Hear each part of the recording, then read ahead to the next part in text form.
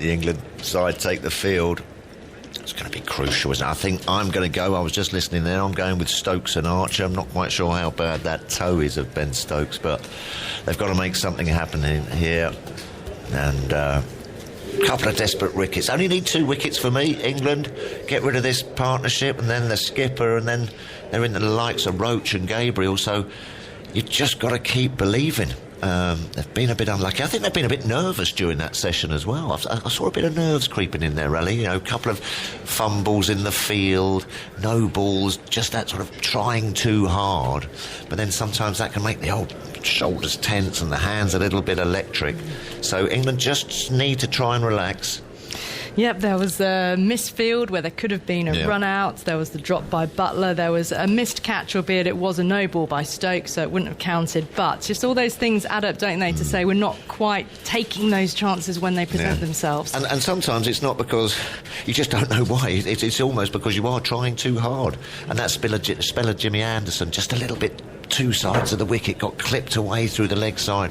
When you're in this sort of position and you need, runs are at a premium, you've got to just be hit one side of the wicket, because the gaps are, everyone's spread out a bit trying to save the 4s, and it's easier just to tick over the 1s and 2s, and that's what West Indies did beautifully. They got England in a position where they didn't quite know what their plan was, but they've regrouped, and I'm sure they've been sitting down and had a bit of a team talk and come out with some firm plans of how they're going to go about this. Well, plan number 1 is throw the ball to Jofra Archer. Plug him in and let him go. And he is now running in to bowl to Blackwood then. One slip in place and a short leg. That one's outside the off stump. No shot offered. And kept a touch lower as well. It's Fuller from Archer, but he bowled a scintillating spell, didn't he? Full of menace and venom and fire in that afternoon session. Yeah, it reminded me of that spell at Lord's to Steve Smith. Really cranked it up. He's going to be tired. He's going to be a bit weary, though, that's for sure. But he's still a young fella. He's got 7 overs in him, and this is the game here for me now. If Jofra Archer doesn't make the breakthrough, England are in trouble. Blackwood on 65 as Archer is in, and it's defended into the onside. Short leg is there to pick up, and there's no run. Ollie Pope in that position. This Archer's 13th over of the innings. He's got 3 for 35 so far, and the other wicket of this innings has gone to Mark Wood.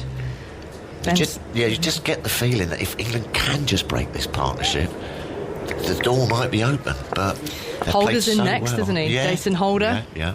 There is still a bit more batting to come. 2 good partnerships will do it. Fended away, but controlled, actually. Around the corner, turning it.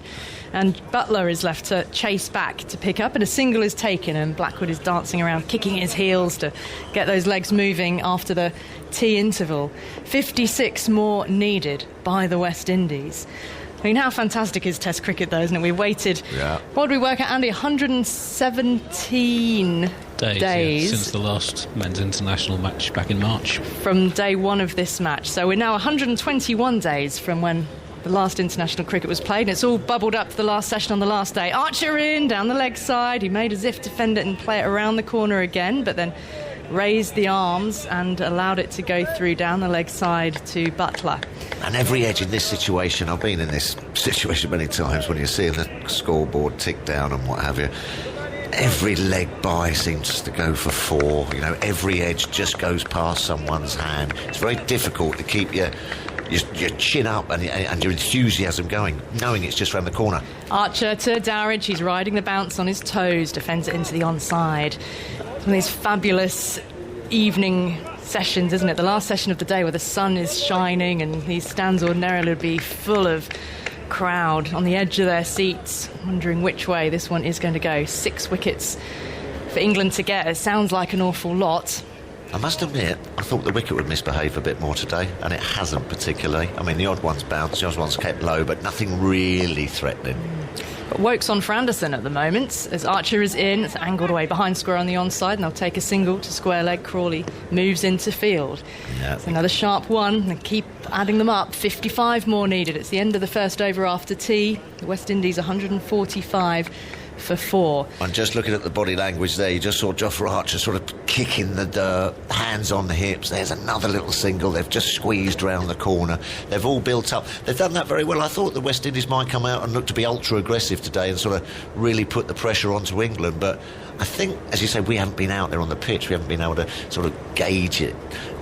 But they've just decided to sort of like drop anchor a bit, if anything, and play just good test match cricket to get there, and I think it's been proved right so far. I realised that they had this whole day to do it, Yeah. and they didn't go out thinking we've got to get these runs quickly. No. And in fact, then they were in trouble, weren't they? 27 for 3, not remember? half. England were right on top, feeling like we've got them where we want them, but a stand of 73 between Blackwood and Chase. And then Archer dismissed Roston Chase. Instead, Dowrich has picked up and they've been able to continue. Pace barrage, Wood. Yes, here we go. Archer one end, Wood the other. Anderson off the field at the moment. It feels a little last throw of the dice. Let's see if pace and bounce can do it. How will Wood go here? He's going full, and it's been punch-driven defensively up towards the offside, and Wood's able to field in his follow-through. Do we know about Ben Stokes' toe? Have we heard anything back We from the haven't, I dressing don't room? believe we've had anything official. He's there fielding at second slip, hands on his hips. I just feel he's that kind of cricketer who makes things happen, Ben Stokes. Even if circumstances and conditions aren't in his favour, he just has that ability. Wood wheels at the end of his run-up now, way to his right to run up to bowl, and it's clipped behind square, fielded, though Crawley gets down to it. It's a backwards square, and there's no run. Wood, it was a sort of smooth start to his run-up there. He began his run-up with his back facing the pitch and then turned on a heel. It's graceful to watch. Walking back to his mark now. Sorry, Ellie. And I think the lack of crowd here has just gone against England a touch as well, because you know everyone will be, as you say, in the sunshine. It's after tea, couple of drinks and what have you. They'd be absolutely right behind Mark Wood. He's running in now. He bowls and punch back up the pitch once more. Dowrich, 16, not out. Been out there for 21 balls. A reminder that the highlights tonight go out at 7:30 p.m. And you can, in fact, watch the highlights of the day as well on the BBC Sport website and app too. That's today at the Test on BBC Two on your televisions. 7:30 for an hour, and then actually the highlights stay on the iPlayer as well. So if you're not able to catch them bang on 7:30 as they go out, so to speak, you can then watch them whenever you like at your leisure. Here is Wood. Racing in now, bowls to Dowrich. It's an uncomfortable length. He looks to try and work it down to the leg side and missed, and it's gone through to Butler. So no run. I mean, that's the other thing as well. Depending on how many dot balls there are here, we actually get to a tense time where the West Indies are looking at overs remaining and runs required. We didn't think time would necessarily become a factor. I mean, there's a heap of time left in this afternoon. Yeah, I don't think it'll be a draw. No. It's still 40 overs remaining. England have got to find some wickets. Wood wheels away again. Up to the stumps, bowls full and off stump, and can't quite time it. Dowrich up to mid-on, pick up and no run. Now I want to follow up something I was talking to Carlos Brathwaite about earlier, Tuffers, which is about great blags. When you blagged your way in, because we were talking about people who had left sporting events early and others who had got tickets and managed to get in, and there was somebody who'd got into the World Cup final by telling the stewards on the gate that they were cleaners, they were part of the staff come to clean the stands, and then they managed to get in. And I told her I managed to get into a private Prince gig at a hotel in Hollywood, as Wood is in again now, and it's an inside edge flashing past the stumps down towards fine leg. Two. They're coming back for a second. Archer with the throw goes to the bowler's end. And there's Streaky. and there's that bit of luck that just doesn't seem to go your way sometimes. Great bit of in-swing bowling there, perhaps a reverse in-swinger from Mark Wood, enticing the drive, thick inside edge. I mean, could have cannoned into the stumps that, but you've got to keep going in these situations and just believe if you get one, you're going to get two quickly, get another batsman in on naught. It's got to start, and it has been a tricky pitch to sort of get your eye in. 147 for 4, the West Indies chasing 200 into the evening session. So I was mentioning how I'd managed to blag my way in with Jackie Oatley, you might know, football commentator and presenter, into this private Prince gig. Right. And Jackie had reminded me, actually, just earlier in the day, how Brian O'Driscoll, Island and Lions captain, Yes. was also in this queue trying to blag his way into this concert. And in fact, Brian has tweeted what a night that was, as Archer is in now. Nuova bouncer. He's tempted into playing at that, wasn't he? Short leg in place and gone down that leg side again, taken by Butler. Bit of a flick there, not in control, lucky not to get a piece of that. Deep backward squares in place, fine leg in place. So Brian O'Driscoll remembers it. He says, my pal pretended to be mates with Kanye as he walked to the top of the queue and we got in on the back of that. He said, I didn't even know what we were trying to get into. Then Prince came on stage. Good work. That was quite a night. It really was.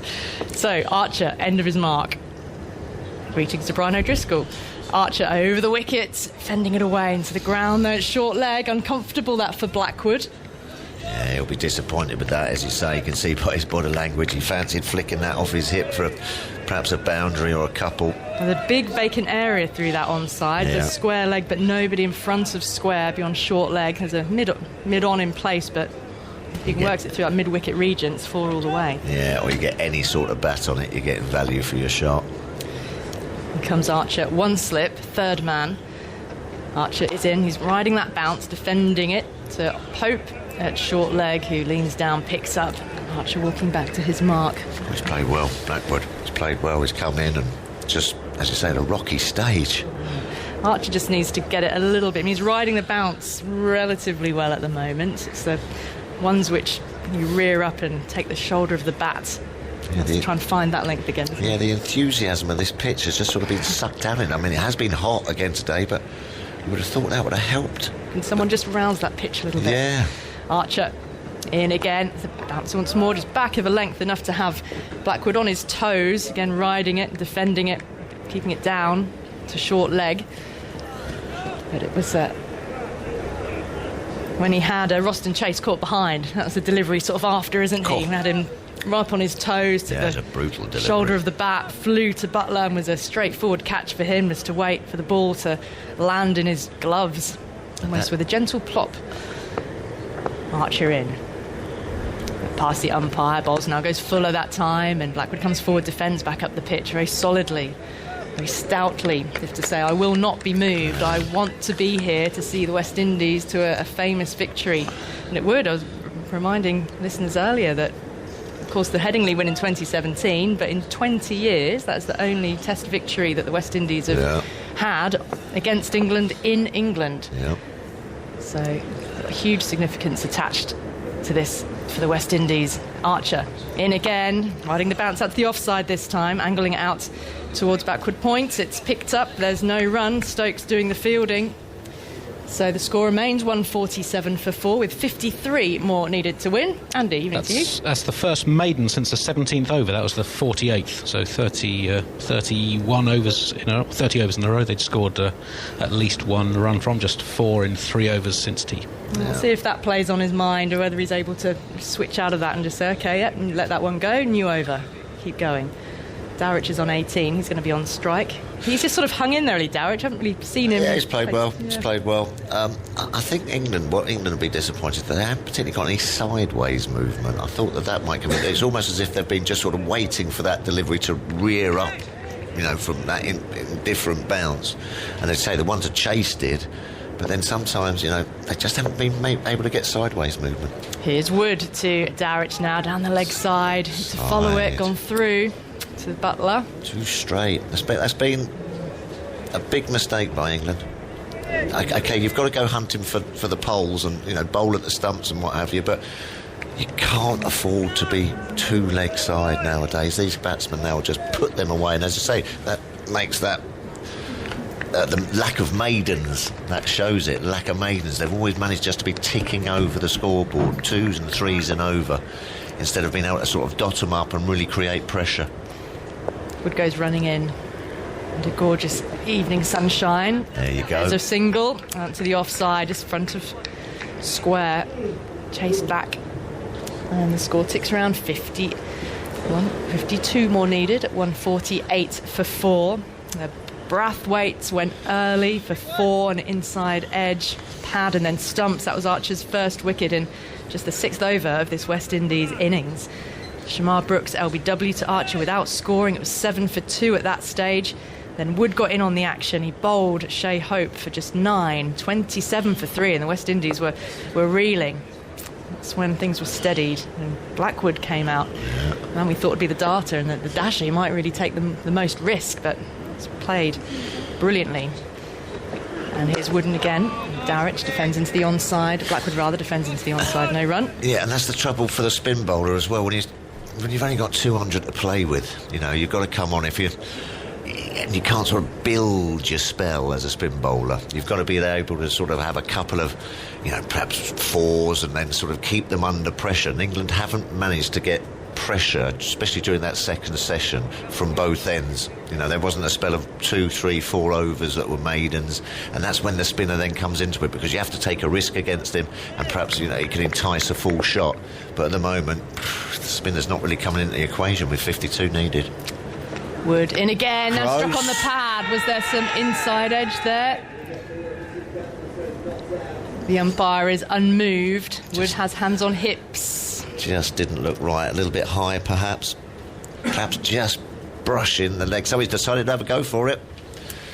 With 5 seconds to go on the timer. Yeah, just desperate times for England. They're having a gamble here. Well, it's Blackwood, isn't it? He's the man. LBW, on-field decision is not out. Front foot first, please. Could be an umpire's call. Still got 3 reviews up their sleeve, remember. Might not burn one. That's a fair delivery. Front on spin vision, please. Just didn't feel right for some reason. I don't know why. But we shall see. It's going to be crucial. If you get rid of Blackwood here, England right back in it. Cut back. It's out the screen there, Mark. High. Anything else? Front on. It's not a great shot, is it, for the third umpire? The ball disappears. That's better. Too high. Okay. Ultra edge one available, please. Nothing I'm not sure there was an inside edge in that. We'll find out, though. Rolling through, all the way, flat line, all the way through. No edge. Okay, no bat involved. Ball tracking when available, please. High. I think it's just clipping. Ball tracking coming up now. Impact is in line, and it's missing the wickets. just Richard, stay with your original decision of not out. A bit high and a Let bit you know wide. when you're on screen. You're on screen now, Richard. Good decision by Richard Kettleborough. Well, that's 1 review gone, 2 left for England. Yeah. Yeah, it just didn't kind of look right, as you say. Just jagged back a little bit. Got himself in a good position then. If it was going to thump into the pad, it was always going to be going down. Well, Blackwood, it's not putting too many feet wrong at the moment, is he? He's played really well. Played really well. Very responsible, mature innings. He's got himself in. No real rash shots, was there? No real risks taken. A few flashy cuts, sort of an uppercuts, but that's his shot. That's his onion, as we say. Can he keep in this mindset, though? The closer the target comes, though. When the line gets closer and you feel like we're close to getting over the edge, it should relieve pressure, but maybe it would make you want to get there quicker. But still a way to go. Could still turn quickly. Now it's uppishly off the thick outside edge, but safe down to the backward point boundary. And throw comes in at 149 for 4. 51 more needed to win. It's on to 67 now. Blackwood rehearsing the stroke. Nervy times. Very nervy times. Again, 2 wickets. Imagine it one being 150 for 6. 2 wickets. Roach. England back to favourites. Very much. 2 balls. It could all change again. Yeah. You sense this is a match that could yet have another twist. Yeah, England will be ruining them chances. Cirrus clouds above the Rose Bowl. 2 slips and Wood in, a bouncer ridden well by Dowrich. Defending into the offside to end the over. 149 for 4 then. And 51 more needed to win. And Dowrich played a very handy innings in the first innings, didn't he? Yep. 61. Stokes got his wicket. Stokes 4 for 49 in the first innings. It's got to be his toe. It's got to be something that we're not seeing him. Yeah, Have a go. I would have thought so, because usually he's the kind of fellow who sticks his hand up and says, I'll get it done. So there must be something, perhaps. 4 overs is it's nothing. He's not moving gingerly in the field in terms of walking pace, but yeah, it's that bowling, isn't it? When that front foot is slammed down. Yeah. But yeah, it could be a big factor in this match. I think Archer's just got to change tactic here a little bit. Try and draw them forward a bit. Blackwood has played that short ball so well. He's got to try and get him driving. Archer then continuing here, and that does draw him forward, but sort of in a little bit of two minds, wasn't he? Almost expecting the short ball, you're right, but he's defended it into the offside. And the full ball always becomes the surprise ball for Archer, doesn't it? Yeah, I think there might be a little slight change of tactic. Just because of the way Blackwood's played it. You know, he's just got himself in great positions, hasn't taken on the hook or pull. Might just have to try something else here. 149 for 4. West Indies are 51 away from victory. England needs 6 more wickets. Archer's in defence again on the off stump. He draws him forward and he plays it pretty solidly. Here's a little piece of trivia for you, Tuffers. Yeah. What does Jermaine Blackwood have in common with Marnus Labuschagne? Is it something to do with Japan? It's not. Oh, okay. They've both. Why Japan? I didn't even want to question that, Andy. You went in so quickly. Archer in again, a little bit of width, and he's played that for 4, out through the offside. Just an extension of the arm. Valuable runs. The West Indies need less than 50 now, 47 to win. A punch of the gloves between Blackwood and Dowrich takes West Indies past 150 as well. There's a 50 partnership, all the landmarks coming at once. Yeah. So no, it's not Japan. Oh, right, because isn't it Marcus Labuschagne's brother captains Japan Rugby Club? Oh, that's another good bit of trivia. Yeah. Yeah. There you Well, go. that was not the answer I was looking for. So I had one out of the 2 earmarked for Japan. They've both been concussion subs. So Labuschagne, you remember, was Steve Smith's concussion that's sub right. and the very first in international cricket. Blackwood on 71, bouncer from Archer, and he simply crouches, gets down low, lets it go through. And he was a concussion sub for Darren Bravo against India in Jamaica last September. Okay. They've both been concussion subs. There you go. And that test actually was his first in nearly 2 years. Yeah. Well, he's getting close to becoming man of the match for me. Well, he's got 100 in his sights as well, hasn't Yeah. he? And if he plays the winning innings, then it's the match-winning hand, isn't it? Exactly. Getting them home. Exactly. A slip in a short leg, Archer going full, and it's an inside edge. He wasn't sure where it's gone. It squirted away square behind him. He set off for a single, left for Pope to do the chasing. Wow. Yeah, didn't know where that had gone. Yeah, and this mixing up his length from Archer instead of just keep bowling short of him just seems to have put him in 2 minds. That one just nipped back and just managed to jam a bat down its thick inside edge. Hands on head for Archer. 46 needed. But he probably got another 2 or 3 overs of Archer. West Indies, that's what they'll be thinking. See him off. He's in now. Riding the bounce down the leg side, pulled the arms away at the last moment, did Dowrich to end the over. So Archer operating, getting the high 85 plus to 90 zone. He's taken 3 for 42. It's 154 for 4. Blackwood 72 not out. Dowrich on 19. I'm not sure that Blackwood, I was asking Carlos, he's sort of, he scored hundreds, obviously, 100 against England as well, but a sort of match-defining innings like this against England is going to mean an awful, awful lot to him. Considering his, also that reputation of being the dasher and being the flamboyant. He's tried to put that to bed, though. I was talking to Carlos, I think, at day 2 or 3, and he said, well, you know, he's made a conscious effort that he wants to play the long game. And so he's changed his batting style and mentality, and it's been proven here. We can really see that here.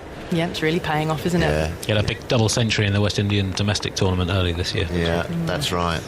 And so he's obviously set out to come over here and not just be known as this bloke and get you a flashy 30 or 40, but change the game. Wood, new over, covering up is Blackwood, solid, and Wood picks up in his follow-through, hurls the ball back in the direction of the stumps, and Blackwood gets back behind the line, saying that no danger for me there, thank you.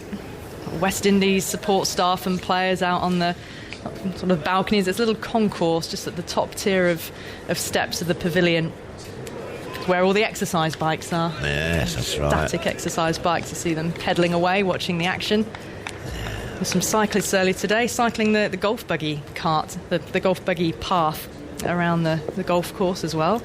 plenty of space around this ground. It's not a bad ground to be locked down at, actually. When Beautiful. you consider the Beautiful. views, the green all Yeah, around. Tall lovely. pine trees around the back of the golf course. Very airy. Wood, the end of his mark. In he goes now. Blackwood in his sights. Over the wicket he goes. It's the low full toss and it's flayed over extra cover. Racing to the boundary. There'll be no stopping that for Jimmy Anderson. That has flown. And Blackwood on to 76. West Indies getting closer again. 158 for 4. Yeah, gone for the reverse swing, in swinger there, Mark Wood, but pounced upon by Blackwood and got a really good middle of the bat on it. Just a bit of too full by Wood. Everything going West Indies' way. This is now very, very dangerous times. If England don't get another wicket within the next 20 minutes, I think the game might be up. Well, England operating a bowler down. If Stokes isn't going to have a bowl the rest of this innings, the rest of the match, which doesn't feel like he is. The West Indies are a batsman down potentially, but they might not even need him as Wood bowls a bounce. Now that is a nasty one, and that just has Blackwood fending. It really cut up at him. Wandering away now towards square leg. And just the odd one like that can start to play with the batsman and might make him a little bit edgy. He's away leaning on his bat handle now, several yards away from the stumps. That's going to be his way of calming himself. Possibly a little bit of self-talk going on as well. Reset. So the West Indies still got 6 more wickets to go, so England, in effect, have got to get 6 for 42. Yeah. It's tough. Well, lower order wickets can fall quickly, but they've still got Holder yet to come. Wood again bowling full, looking for that Yorker. As well bowled, he got his bat down onto it, but an inside edge again, which goes past the stumps. He did execute the Yorker that time, 81 miles per hour. Now he's bowled a cutter, pulling the fingers over the side of the ball. Was well bowled, but also well read by the batsman. Well, they jammed the bat down on it, smothered the ball, then it bounced and bounced over the stumps. Blackwood 76. And the West Indies 158 for 4. Wood, and again, what will he do this time? Will he go full? Will he go short? It's a deep square leg out. It's going forward. It's more flayed over extra cover, over the hands of Jimmy Anderson. It's mid-off, and it's 4 more. Mark Wood cannot believe it. He is on his back on the edge of the pitch. He has just been flayed by Blackwood. What a fantastic stroke that is to take him on to 80. And the West Indies 162 for 4. Carlos, what a shot. As I was coming in, I heard dun, dun, dun, dun, dun, dun, dun, dun, dun, dun. But yeah, stay humble, boys. Finish the job. Isn't a T20? Now, Blackwood has earned the right to be as expansive and as expressive as he is now. He's laid the foundation and he's just reaping the rewards. A little bit more miles in the legs of the pacers. He's seeing it as big as a breadfruit at the moment, and he's capitalising on a fantastic start. Highest score in the game, isn't it, Andy? Yep. Yeah, it's overtaking Crawley's 76. And the target, this is running away from England quickly now. He's tried to hammer that back along the ground past the bowl, and Woods managed to stop it in his follow through. But the West Indies now need only 38 more to win. 38 runs, plays 6 wickets with Blackwood 80 not out and Dowridge on 19. Carlos, he's a smiling man sitting down next to me at the moment, although he did just, give me a look which said, there might yet be a twist. But Yeah, Simon Mann's coming in. I'll leave you to it. This game has always thrown up a twist. No team has ever got this far in front. 38 to win with 6 wickets in hand. Could be 5 if John Campbell can't add much with his 1 foot. But it's time to knuckle down. Dowridge will be important to ensuring that Blackwood keeps his head on, stays grounded and get us past the line. At Edgbaston he got up with 2 runs to go. We wouldn't want to repeat that. West Indies 27 for 3, they're now 162 for 4. Archer moves in and bowls to Dowridge, who runs it away down towards third man and takes a single. And West Indies are closing in 163 for 4. They need a further 37 more runs to win this test match. Actually, I mean, it would be an upset of sorts in that England, in home conditions, would have started this game as favourites. In fact, they did start this game as favourites. But this would be, if West Indies go on to win their 4th win in 6 test matches against England. Let's not forget that. They've beaten them 3 times in the previous 5 games. 163 for 4. Blackwood on 80. Archer moves in and bowls a short ball, and Blackwood is bending down and getting right underneath that again. We've seen a bit of that in this innings from Blackwood. He marches off towards square leg to compose himself. There was a really testing over that Archer bowled to Blackwood in the afternoon session. It felt as something was about to give, but Blackwood managed to survive, and he's thrived since. He has a big heart, Blackwood. Very short man, just a little taller than the stump, so it's very difficult for him to play the rising ball. But he wouldn't be shying away from the challenge, I'm sure. I saw Russell post a story. I know he's been doing a lot of work with Andre Russell, and Russell must be very proud of this knock. Well, he's played superbly. He's 80 not out. Match-winning innings, potentially. Man of the match innings as well, on a pitch which, largely speaking, helped the bowlers. Fourth innings, 80 not out. Some effort. Here goes Archer, bowls to him, and he plays a sort of flick uppercut there to a short ball outside the off stump. It goes along the ground down to Denley. It was an unusual stroke.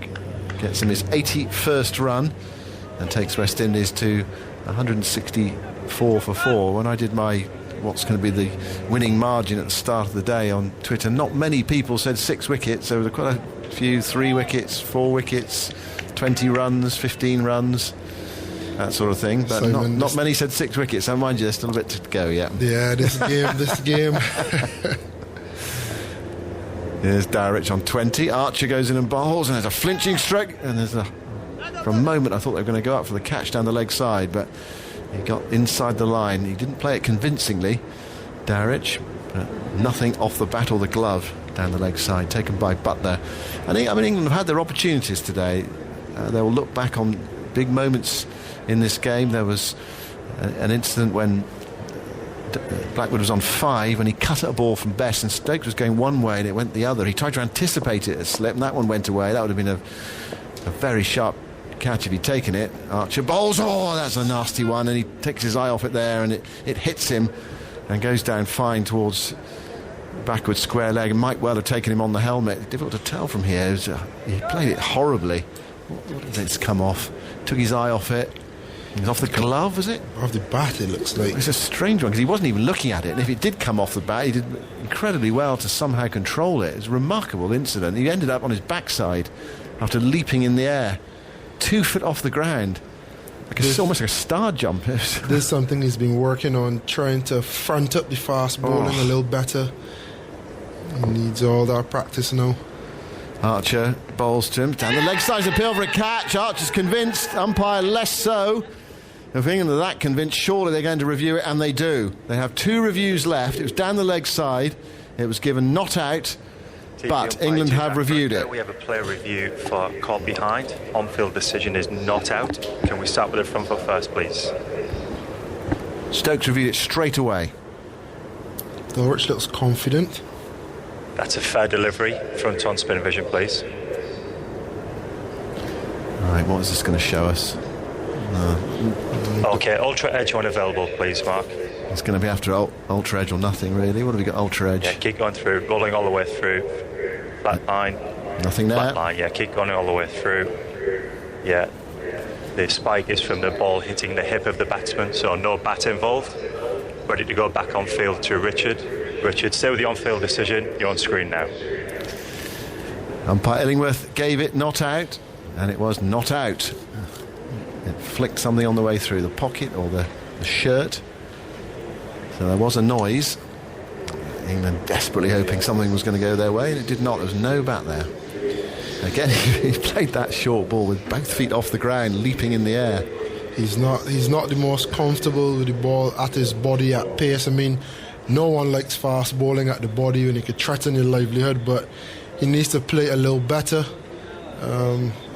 at least for another 36 runs, and then he can sort it out for the second test. If England do lose this game, it'll be the second time in 3 summers that they've lost the opening test of the summer, which is something that had not happened between 1996 and 2017 inclusive. So they have tended to start home summers well, but this would be the second year out of 3 in which they've lost the opening test. They've lost the opening test of a lot of series recently as well, not just the opening test of a summer. Here is Stokes moving in, bowls full outside the off stump, and it's driven away by Blackwood through the covers for at least 2 runs. Boundary rider running round, they'll come back for 3. Huge boundaries here. Almost can take 1 for the throw. Denley sends in the return, and Blackwood goes to 84. Yeah, that was for specifically the first test of the summer, so a lot of those have been split summers with 2 series. England have lost the first test in 7 of their last 9 series, not including the one-off game with Ireland, which I think mathematically counts as a series of 1, but 7 of 9, other than that, they've lost the first test recently. They lost the first test in South Africa, of course, and came back to win. Lost the first test in New Zealand. They were hammered in Mount Maunganui by an innings. Lost the first test to Australia at Edgbaston. 167 for 4. Here is Dowrich on strike. Stokes bowls. He tries to swing him away, Dowrich, and it hits the toe end of the bat and runs into the offside. Down into the gully. Stokes stands in the middle of the pitch with his hands on his hips, wondering how on earth he managed that. He was looking for the deep mid-wicket boundary. And we've seen in this game it's not easy playing the pull shot. It's hard to judge the bounce, get it absolutely right. That shot is why, as a little medium pacer, I love to bowl in a nice fiery fast bowlers at the other end. He obviously won't pay that to Jofra, so he's trying his best to get as much as he could from the other end. Stokes, he hasn't bowled a lot today, goes in. That ball's very full outside the off stump, almost Yorker length, but wide of off stump. And Dowrich tried to guide it away and missed it. And it went through to Butler. 100 for 4 when Roston Chase was out. The game was in the balance, but Dowrich has done an excellent job for his side as well. He's gritted it out. It's not been easy for him. Tough against Archer at times. Playing a valuable innings. They've added 67 from 27 for 3. It looked a long shot for West Indies. I think even Carlos had lost a bit of belief there, especially with Campbell off the field injured as well. They fought really hard. Stokes bowls, and that flashes by outside the edge of Dowrich's bat. And I don't want to give them commentators curse, but if West Indies were to go on and win the test, obviously people would talk about Shannon's 9 and Jace's 6, Blackwood's how much ever he goes on to get in the end. But I think for me, the things that West Indies aren't accustomed to being highly acclaimed for, running between the wickets, sprinting between the overs, staying in a game when they seemingly lost control, they've done all of that, and it's contributed to putting them in a good position in this test. Here is Stokes bowling full outside the awesome edge and caught by Sibley at first slip. Dowrich has gone. Stokes back into the attack, and he's taken a wicket in his first over. It was full outside the off stump. Edged. Now hold on a second, they're just checking the no ball. This really would rub it in for England if this is a no ball. They've had opportunities today, England, but they've frittered them away. Now, is this a no ball? Let's have a look. We're just seeing the front foot land now. They're checking it. The foot is coming down. Is there going to be any behind the line? I don't think there is. I don't think there's anything behind the line. I think this is going to be a no ball. Definite no. And it's signalled as a no ball. It's a definite no ball. Now, there we go. You just thought the game would throw up a wicket. Stokes not keeping his foot behind. He'd be very disappointed. Yeah, it was fractionally over. We saw some no balls earlier. It was Gabriel this morning. He was well over and it wasn't called. Yeah. And Blackwood was dropped by Burns in the gully off what would have been called back as a no ball by Stokes. Makes you think, are they not telling the players from the dressing room where these are happening? Well, Stokes overstepped on that one, and he overstepped on the one earlier. Burns didn't even put a hand on it in the gully. It looked relatively catchable, especially coming out the seats as well. No spectators to blur the vision. Here's Stokes bowling, and that's edge, and that one's caught as well by Butler. Now, is this a no ball as well? We'll wait and see, but Stokes has got him. Dowrich is walking off, and umpire Kettleborough is not asking the batsman to wait this time. He seems pretty confident that's not a no ball. So Stokes has got his wicket. Dowrich has gone for 20. It's 168 for 5, and Stokes banging it in. It bounced a bit, and he found the outside edge of Dowrich's bat, and Butler away to his right took the catch. So West Indies 5 down, and they need 32 to win. And Jason Holder, I can see him coming down the steps at the far end, and I suppose there would be something appropriate if Holder were to see it through to the end and knock off the winning runs. West Indies captain. Q, Stokes versus Holder. Yeah. Round 4. So far, they've gotten each other out on 3 previous occasions in the game. If West Indies lose another wicket now, back down to the wire again, no one's in front, balance of power, neutral. Important 5 overs, I'd say, just to get the England momentum a bit flatter. And within 5 overs, I think Blackwood will get close to 15 runs, eat away into the deficit and make it a stroll home as opposed to a panic. Yeah. Well, England need to go bang bang, really. They need to follow one up with another one straight away to keep themselves in the game. You've got Holder out there, who's a reassuring presence, really, for West Indies, coming in at number 8. And that double 100 in the last series. In quality and stature. Very tall and imposing. But Holder dismissed Stokes twice. Stokes has already dismissed Holder once. Can he complete the quartet of dismissals? Ben Stokes here. 2 slips and a gully in. Not easy starting on this pitch. Here goes Stokes now to bowl to Holder. His first ball. He's up the stumps now. He bowls and he goes past the outside edge of Holder's bat. First up. Holder survives. Stokes gets his wicket ultimately. One off a no ball and then following it up next ball, finding the edge again. So 168 for 5. 32 runs to win for West Indies. And Blackwood, well, he's got a chance here of 100 and winning the game.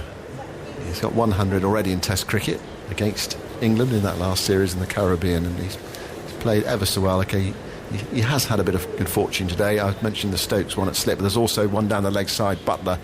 You feel that one really should have been taken by Butler away to his left. It was actually given as a leg by, wasn't it? But it came off his glove. Would Joffrey get an assist for the Dulwich wicket? Because he definitely softened him up, and Stokes reaped the rewards. You saw a pull shot out of nowhere, then a chance, and then ultimately the wicket. Yeah, we're bowling in partnerships, I suppose. Archer is going to continue. He's into bowl to Blackwood, and Blackwood plays away from his body. They're pushing into the offside. Goes straight to Burns at cover. Call of weight. There's no run. Archer into his 17th over. He's bowled the most overs of any England bowler today. We haven't seen Dom Best for a while. England hoping that it might be a Best pitch on the final day, but perhaps not enough runs to play with ultimately. There was a threat from Best. He had 2 very good LBW shouts that the umpires called on both occasions. Archer moves in now.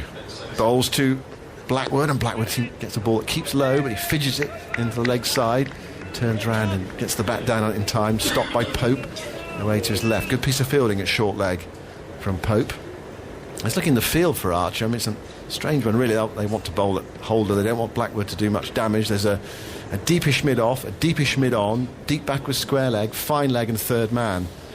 So there are 5 out and 4 in. Slip, short leg, 271 on the offside. Archer goes in, bowls to Blackwood short, and he goes for the uppercut. It goes second bounce down to Denley at third man. And 1 more run to Blackwood. Moves him to 85. And West Indies to 169 for 5. 31 runs away from victory on this final day, after tea on the final day, coming up to 5 o'clock. No problem with the overs, still 34 and a half overs available to us. Holder comes down the pitch to do some gardening. Stokes is having a chat with Burns in the covers, and now he's strolling to his fielding position. The field is, well, it's come up a bit. There's still a deep back with square leg. Holder, of course, was caught on the boundary in the first innings by Archer. Very good catch of Stokes. 2 slips, short leg, 371 on the off, 1 on the on, 2 back. Archer bowls to Holder, straight delivery. Holder's equal to it, pushing it back down the pitch. Archer picks up and there's no run. Archer certainly played his part today.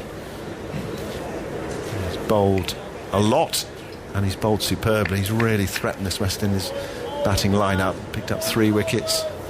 Yeah, he's been picked the ball fast, he's running, he's been fiery, and even when there wasn't much assistance. Here he goes. Bowls to Holder outside the off stump. Holder lets it go. When it felt as though the game was going a bit flat, he went at Blackwood.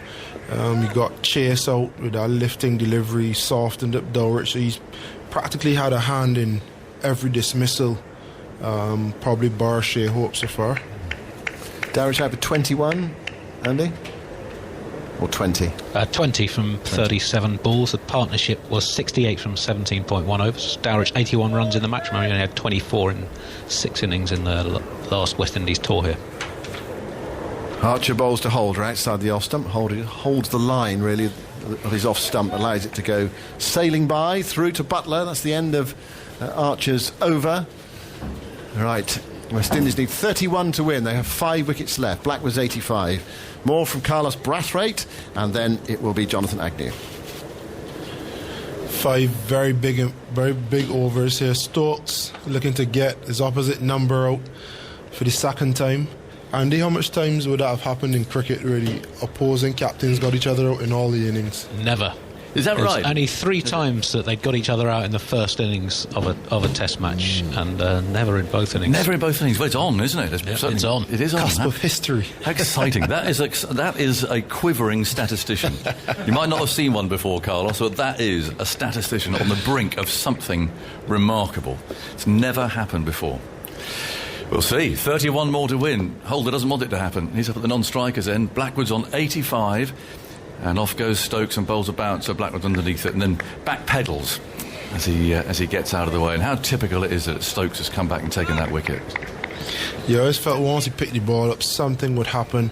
The egos would be awakened, him and Blackwood, and there'll be some words said, and Blackwood's blood would be pumping, and Stokes would be running in with all his passion, and something happened. Eventful first over by Stokes, and he's continued now, and Blackwood and Jason Holder need to get us at least 20-25 runs to make it a stroll. Still 31 to win. Stokes moves in, bowls to Blackwood. Will pick up an easy single there. They've left it deliberately open by the look of it, just to get Holder down on strike. His cover was back, so Blackwood has pushed that away. So Holder's not had much of a tour so far, batting wise. He's had a couple of practice games and so on, but he's not in obviously top form, put it that way. He's towering over Blackwood. I mean, that's like the old days of Clive Lloyd and Harry Pilling. It really is.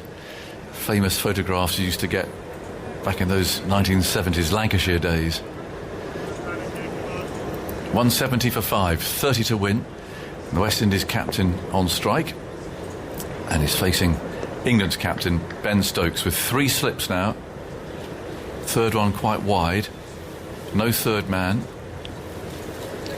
And Holder is over his bat. Stokes, long strides, goes galloping up. He's there and he bowls, and that's pushed away by Holder slightly across the line. You can hear the howl from Stokes there. He's still holding his head in his hands. Can't believe that Holder managed to get that away. He thought it was through him, I think. 170 for 5. Holder strolls around. Blackwood got so close to seeing West Indies over the line at Headingley 4 years ago. He won't want to mess it up again this time. He's played so well and out of character. Or maybe it's his new character, who knows? Maybe he's demonstrating something. Sun's with us again. And Stokes moves in, bowls, and Holder very neatly and determinedly forward. Sends the ball out to cover. And there's no run. Yeah, I think after the shot in the first innings, I would have loved to be in the dressing room. Spoke to Jace about it, and he said, well, it's Blackwood, you have to give him the freedom. And I think him knowing that he had the supported dressing room, is up to him then to do what he needs to do. And he played eloquently in regard to the match situation today, and he's deserved the right to be able to play the shots he's been playing since. He's leaning on his bat at the moment because Stokes runs past him. He's there and he bowls to Holder. He's on the back foot, steering that down to a deep gully. And once again, no run. 30 to win. West Indies at the moment in no rush, but you know that Blackwood, if you get within hitting range of finishing it off quickly, well, he could certainly do it. And now the point fieldsman goes back. In fact, they're all going back. It's a tactic, this. They're saying to Holder, you can take a single. There's only 30 needed. Only the number one all-round in the world, averaging 40 odd in the Well, last it's- couple of years, but they prefer him on strike. It's a big call, isn't it? So those square legs gone back, deep point, and Stokes was just waving there to the others just to give themselves a room. And yeah, it's not as though he's a rabbit or something. Stokes on his way, bowls, and Holder pushed into the onside. Oh, they're going for a quick single, and the throw misses. It's a wild one down there. Maybe the fielder couldn't see the stumps because Blackwood was running through, but they took the chance of the single, and it was Mark Wood who threw.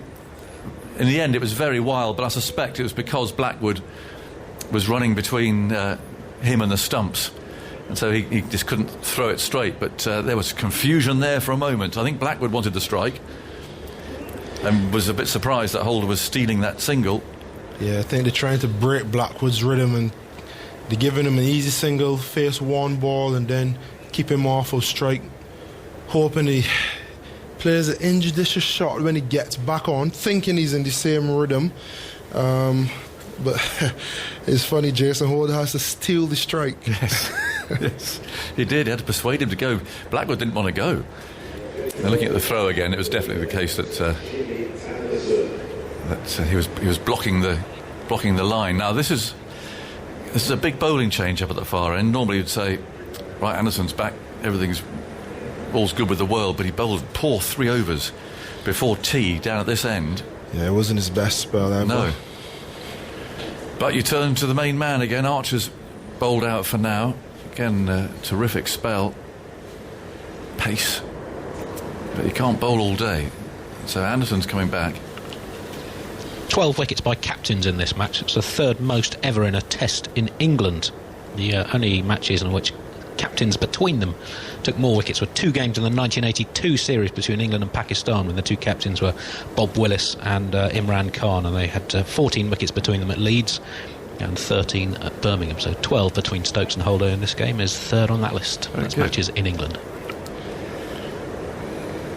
Now, what are they going to do? They obviously want to keep Holder on strike. So, deep square leg comes up. And Stokes, very clearly in charge as captain, is doing a lot of walking up and down and talking to his bowlers and so on. Is now strolling slowly into the slip area. Where's he going to go? Looks like he's going to sort of third slip.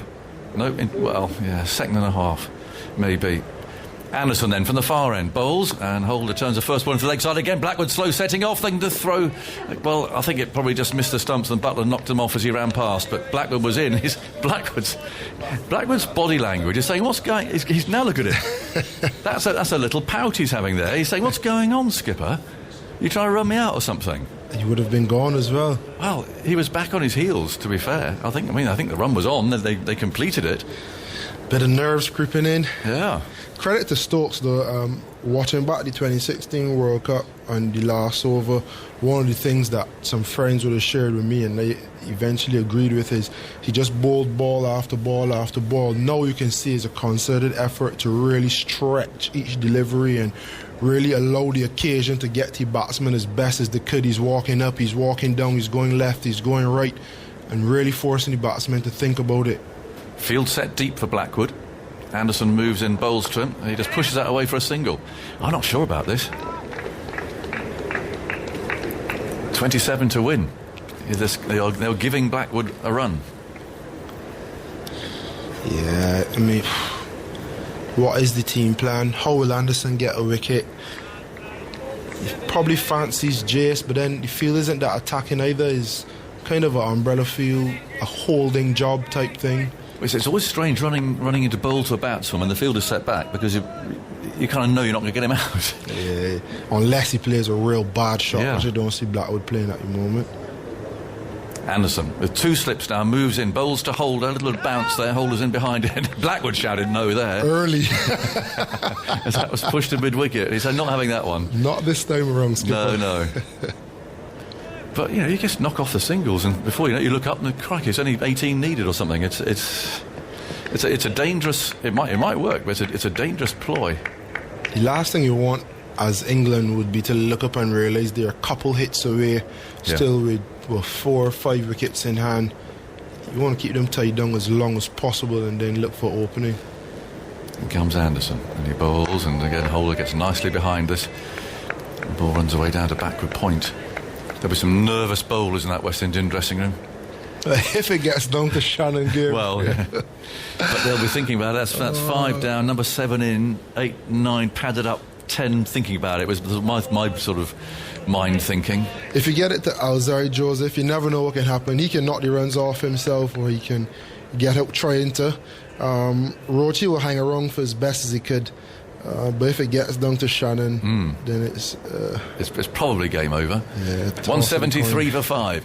Anderson's on his way, bowls to Holder, that comes cutting back, strikes him up on the leg. No appeal from anybody. And now, how many balls to go? There's 1 to go, and Stokes again is putting the men out.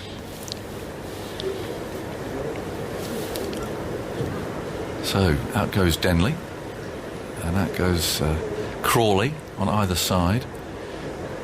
And again, if Holder wants a single, well, he can have it almost where he wants. There's still a cover fieldsman in the mid wicket, but the instruction seems to be, well, you can pick it up if you want. Here's Anderson, bowls, and Holder comes forward and plays it straight to mid off. So there is no run there. Archer fields, and that means that Blackwood will be on strike for the start of Stokes' next over. 173 for 5. And there is no need to rush, because the West Indians, they know that Archer's, well, he's bowled out for now. Mark Wood had a spell straight after tea. Stokes, we know, can bowl long spells, so he'll probably be able to keep going from here. But that's, I think, just play as they are. The only thing is when the field is changing, as much as a cricketer you wouldn't want it to have an impact on your psyche, you then start to think, with point back, can they just open with the face of the bat and dribble it away for a single, as opposed to full face and be a dot, and then that provides the chance, a slight nick to the keeper, and an end is open. So we have to see if it works. I don't agree with the offside field being back to Blackwood. It's extraordinary, really, in that, again, there's a single wherever he wants it in the offside. Mid-wicket is still, I suppose, in a sort of a catching position, you'd call him there at mid-wicket. Oh, now cover's coming in again. Makes sense. You want that if he plays forward or defends and it drops into cover, he's still on strike. Yeah. Mid-off is deep. Stokes on his way, moves in, bowls to Blackwood, who turns that into the leg side. He's only going to get 1. The fielder comes off that deep square leg boundary, but it is 1 all the same, and it means that West Indies need 26 more. Good number, 26. You like that, do you? My shirt number. Well, hopefully it's lucky. It might be. Those lucky trousers, they might have to come out quite regularly this summer, Carlos. Get them in the wash first thing. Yeah, I think you might have to. Or if you lose, you're going to have to burn them or something. It's a waste of a nice set of trousers, actually. 174 for 5. Holder on strike. Slips are in place. In goes Stokes. And bowls short, swung away. How well has he hit that? Archer hasn't seen it, and the answer is well enough. And it's gone into the deep square leg boundary. Stokes dropped short. Holder took it on. And 4 runs it is. 22. They went on your 26 for very long. That's good. That's very good, Agus. Well, but it's getting pretty serious for England now, obviously. It is a shot, obviously. He got out with it in the first innings, but as I said then, I'm saying no, if you go short at Jace and he picks up his length quickly, he normally latches onto it nicely as he did there. So if he goes short again, Jace, dispatch it again. No one deep for that pull shot. Stokes runs in, bowls short of a length and steered into the offside. You heard wait, no there as the batsmen don't take the run. Denley's the fielder. 22 to win. And that after the West Indies are in, well, looked to be in disarray at the start of this innings, with Archer taking 2 wickets and Campbell retiring hurt with his injured toe. I would really love Blackwood to get 100. Everyone thought he'd just come crash bang wallop, but he's been so mature throughout the innings. Here's Stokes, bowls to Holder, neatly forward, head right over the ball, fielded in the covers. Well, he's been excellent so far, Blackwood. We know there's potentially a rush of blood around the corner, but so far he's reined it in, hasn't he? If Don Best gets the ball, something will happen. 143 balls and 11 boundaries in his 88 so far.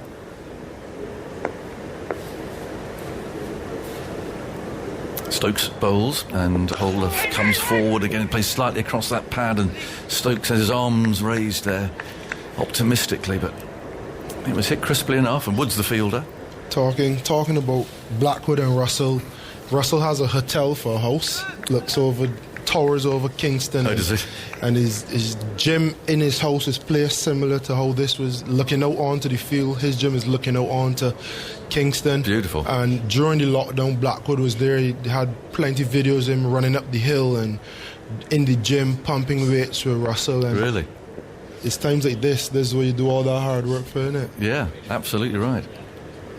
Stokes bowls outside the off stump. Holder watches it go through and is taken by Jos Buttler. And, well, they're going to have a drink by the look of it, which is, again, an opportunity for England just to really focus on what they're going to have to do here. But it's looking pretty critical now. 22 needed, thanks to Carlos. And the players trooping off. I don't suppose, well, they won't think for a minute that their number is up as far as England are concerned, but, wow, the options are pretty limited because Archer's bowled out and put that good spell in after tea. Bess is not really an option now, but Blackwood might just get after him. So Stokes and Anderson, it would seem to be through to the moment of truth. Alistair Cook's here. Interesting tactic about giving Blackwood the single all the time, do you think?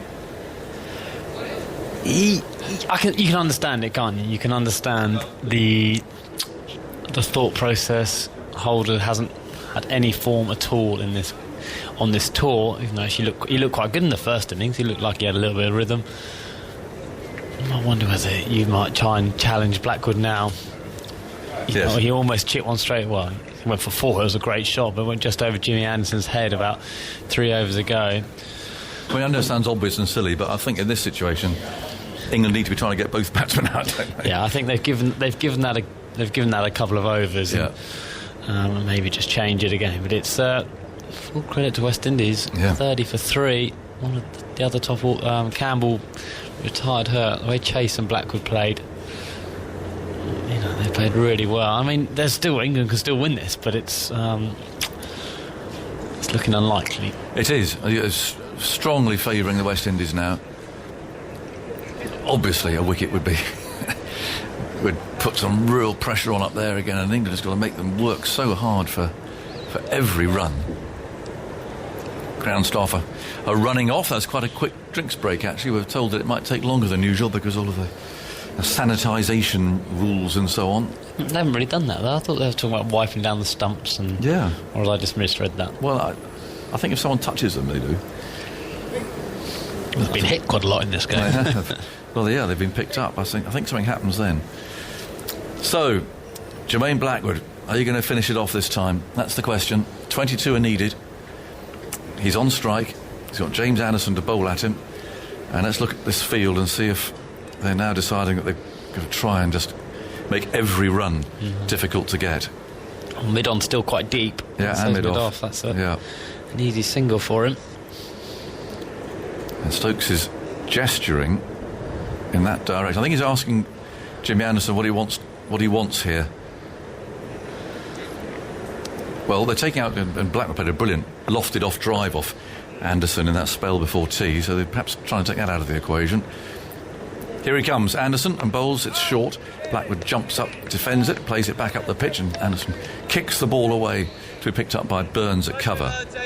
So mid-off and mid-on are just over halfway to the boundary, really. They're deeper than they'd normally be, but they're not absolutely on the boundary edge. There's a deep square leg and a long leg. There's one slip and a gully.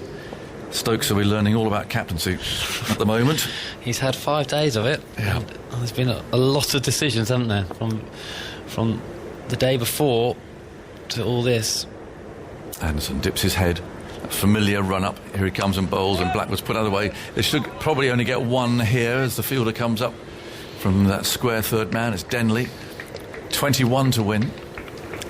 If West Indies do win this match, Blackwood's innings will be one of the highest made in a successful fourth innings chase by someone batting at 6 or lower. It will be in the top 10 of that list. There have only been 600s at 6 or lower in a successful fourth innings chase, and only one in England, and for that you have to go back to the 1902 Oval Test and a famous innings by Gilbert Jessop, who hit 104 in 77 minutes.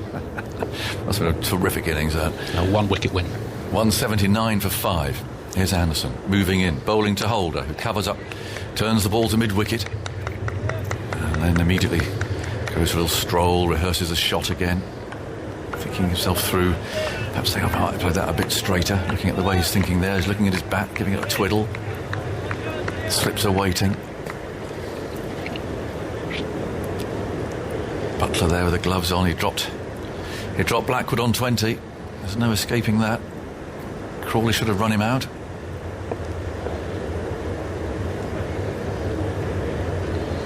Anderson bowls to Holder, up on his toes and pushing out for a single to Denley's right.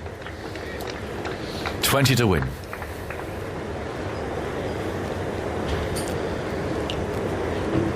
Out goes deep square leg. Yeah, mid-on, mid-off. You can see Ben Stokes is just moving closer. Hopefully he's reminding him, Blackwood, that that's happening, making him aware the shot is on. Try and force a mistake. Yeah. He's played really maturely. He hasn't taken any of the carrots dangled by England. Anderson with 2 slips moves in, bowls to Blackwood, who's beaten. He plays and misses. Oh. And Pope there at mid-wicket kicks at the turf. Sibley's got his head in his hands. Stokes on his knees at second slip. One of those, you're only talking about a couple of millimetres or something between that taking the edge or not. I have been surprised how little the pitch has gone up and down. Like yesterday afternoon when Gabriel came with that second new ball, once he warmed up. Anderson bowls a tighter field and is played one-handed by Blackwood out to mid-wicket, where it's fielded by Pope, and that's the end of the over. 180 for 5. 20 more required by West Indies. Holder has 7.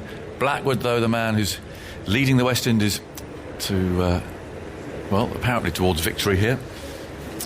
At 89 not out. Can't even remember any balls keeping low today. No. And actually, we spoke about that quite a lot yesterday, and maybe more on the channel, but quite a few balls today. Those out the West Indies bowlers who hit the pitch a bit harder, but you wouldn't say that they would you? Like maybe Gabriel does, but Jofra hits it pretty hard when he bounces. Stokesy's heavy roller. They did put the heavy roller. Yeah. Has that flattened it? Possibly. 180 for 5. Holder on strike. Critical for England here. In goes Stokes. He bowls to him outside the off stump, and Holder lines the ball up and allows that to go past. Just feel that, well, 2 men for me, it's going to be either Archer or Stokes could do it, could do something, but time is ticking away, or at least the runs required coming down now.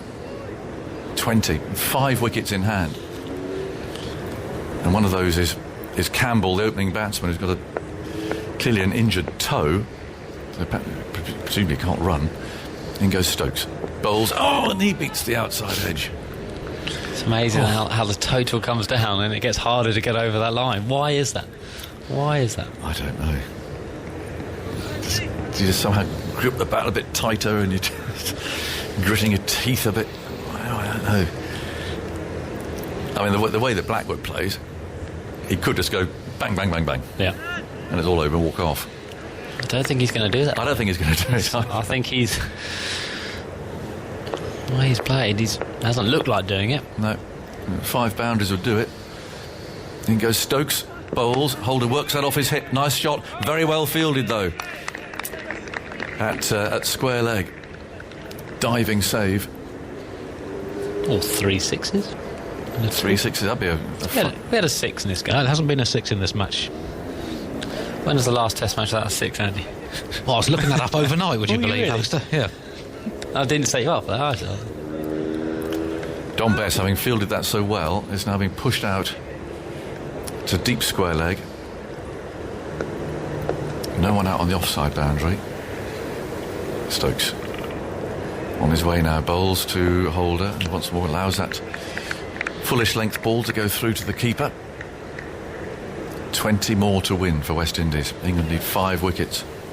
The last Test match anywhere in the world without a 6 was in December 2016, South Africa, Sri Lanka at Port Elizabeth. The last time in England was England's defeat to Pakistan at Lord's in 2016.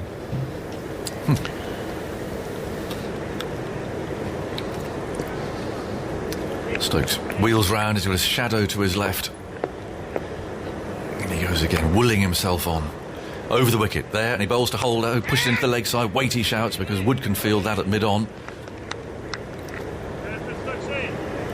So there's only Wood in the sort of a one-day circle, if you like, in the leg side. There is a deep square leg and a long leg. Quiet out there, not hearing much. We used to call it rattle. Not much. There's a shout from, I think, Joss Butler's shout that was. They have handled the no crowds really well, haven't they? Yeah. Both teams. Yeah. It's been a brilliant Test match. Well, it's showing that you can a crowdless bio bubble can still produce a tremendous finale. You can still do it. Now out goes deep point, and Holder saying, "Hang on a minute, I'm not ready yet." I still reckon it's worked in West Indies' favour in this chase, because I think when England had been 30 when they were 30 for 3, that crowd would have been loud. It would have been an intimidating place to bat. Really got your adrenaline going if you're West Indies batter. Here's Stokes wide of the off stump, and there's no stroke from Holder again. And Stokes is slapping his hand there in frustration. He's doing all he can, but up on that board, the story is told. 20 more to win. Just a random thought, which most of my thoughts are random. In the football, has there been more away wins because of the no crowds? You are asking absolutely the wrong person. You don't support any football team, do you? I go occasionally to Leicester City. Okay. I do. Oh, when they won the league? No, I didn't go once that year, actually. I've supported them through the bad times. No, we trundle in on the train from Melton Mowbray once a year. But then the times got silly, and in fact the last train to Melton left at about half time. One game. 180 for 5. In comes Anderson. Bowls, and he's put that in the air, he's clipped it away. But not going to hand at all. Waits for Pope to come in and pick the ball up in the crease. Tosses it back to Anderson. 180 for 5. 20 to win. West Indies in no apparent rush at all. And neither is James Anderson. He's wandering slowly into the distance. Mid-on is set quite deep, just in case Blackwood is thinking of going for an attacking shot. Anderson bowls, and Blackwood's going to get certainly one run here. Denley runs to his right, picks it up cleanly, and down into the teens we go. 19 to win, and apparently there have been more away wins than normal without crowds. Cookie, there you go.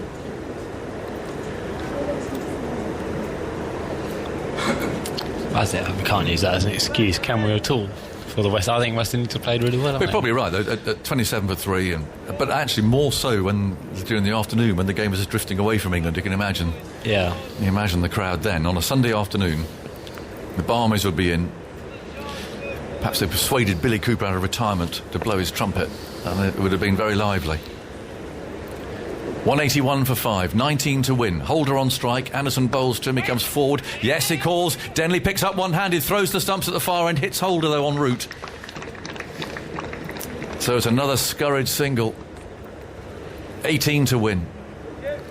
See the tension down there in the West Indies area. I bet they haven't moved seats for a while. No.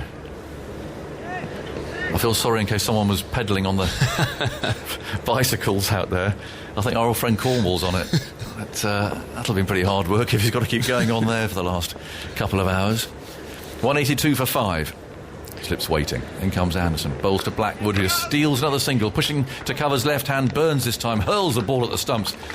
A lot of throwing going on, but no hitting at the moment. 17 to win. And they're just stealing these singles. And Stokes brings the fielders up a little tighter.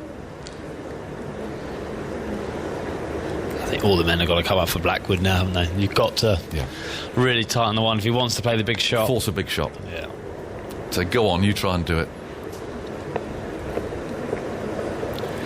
183 for 5. Anderson moves in, bowls to Holder, it's full, clipped away out towards the deep square leg boundary. A chase from fine leg from Mark Wood, who prevents it going for 4. But, they come back for 2. 185 for 5. 15 to win.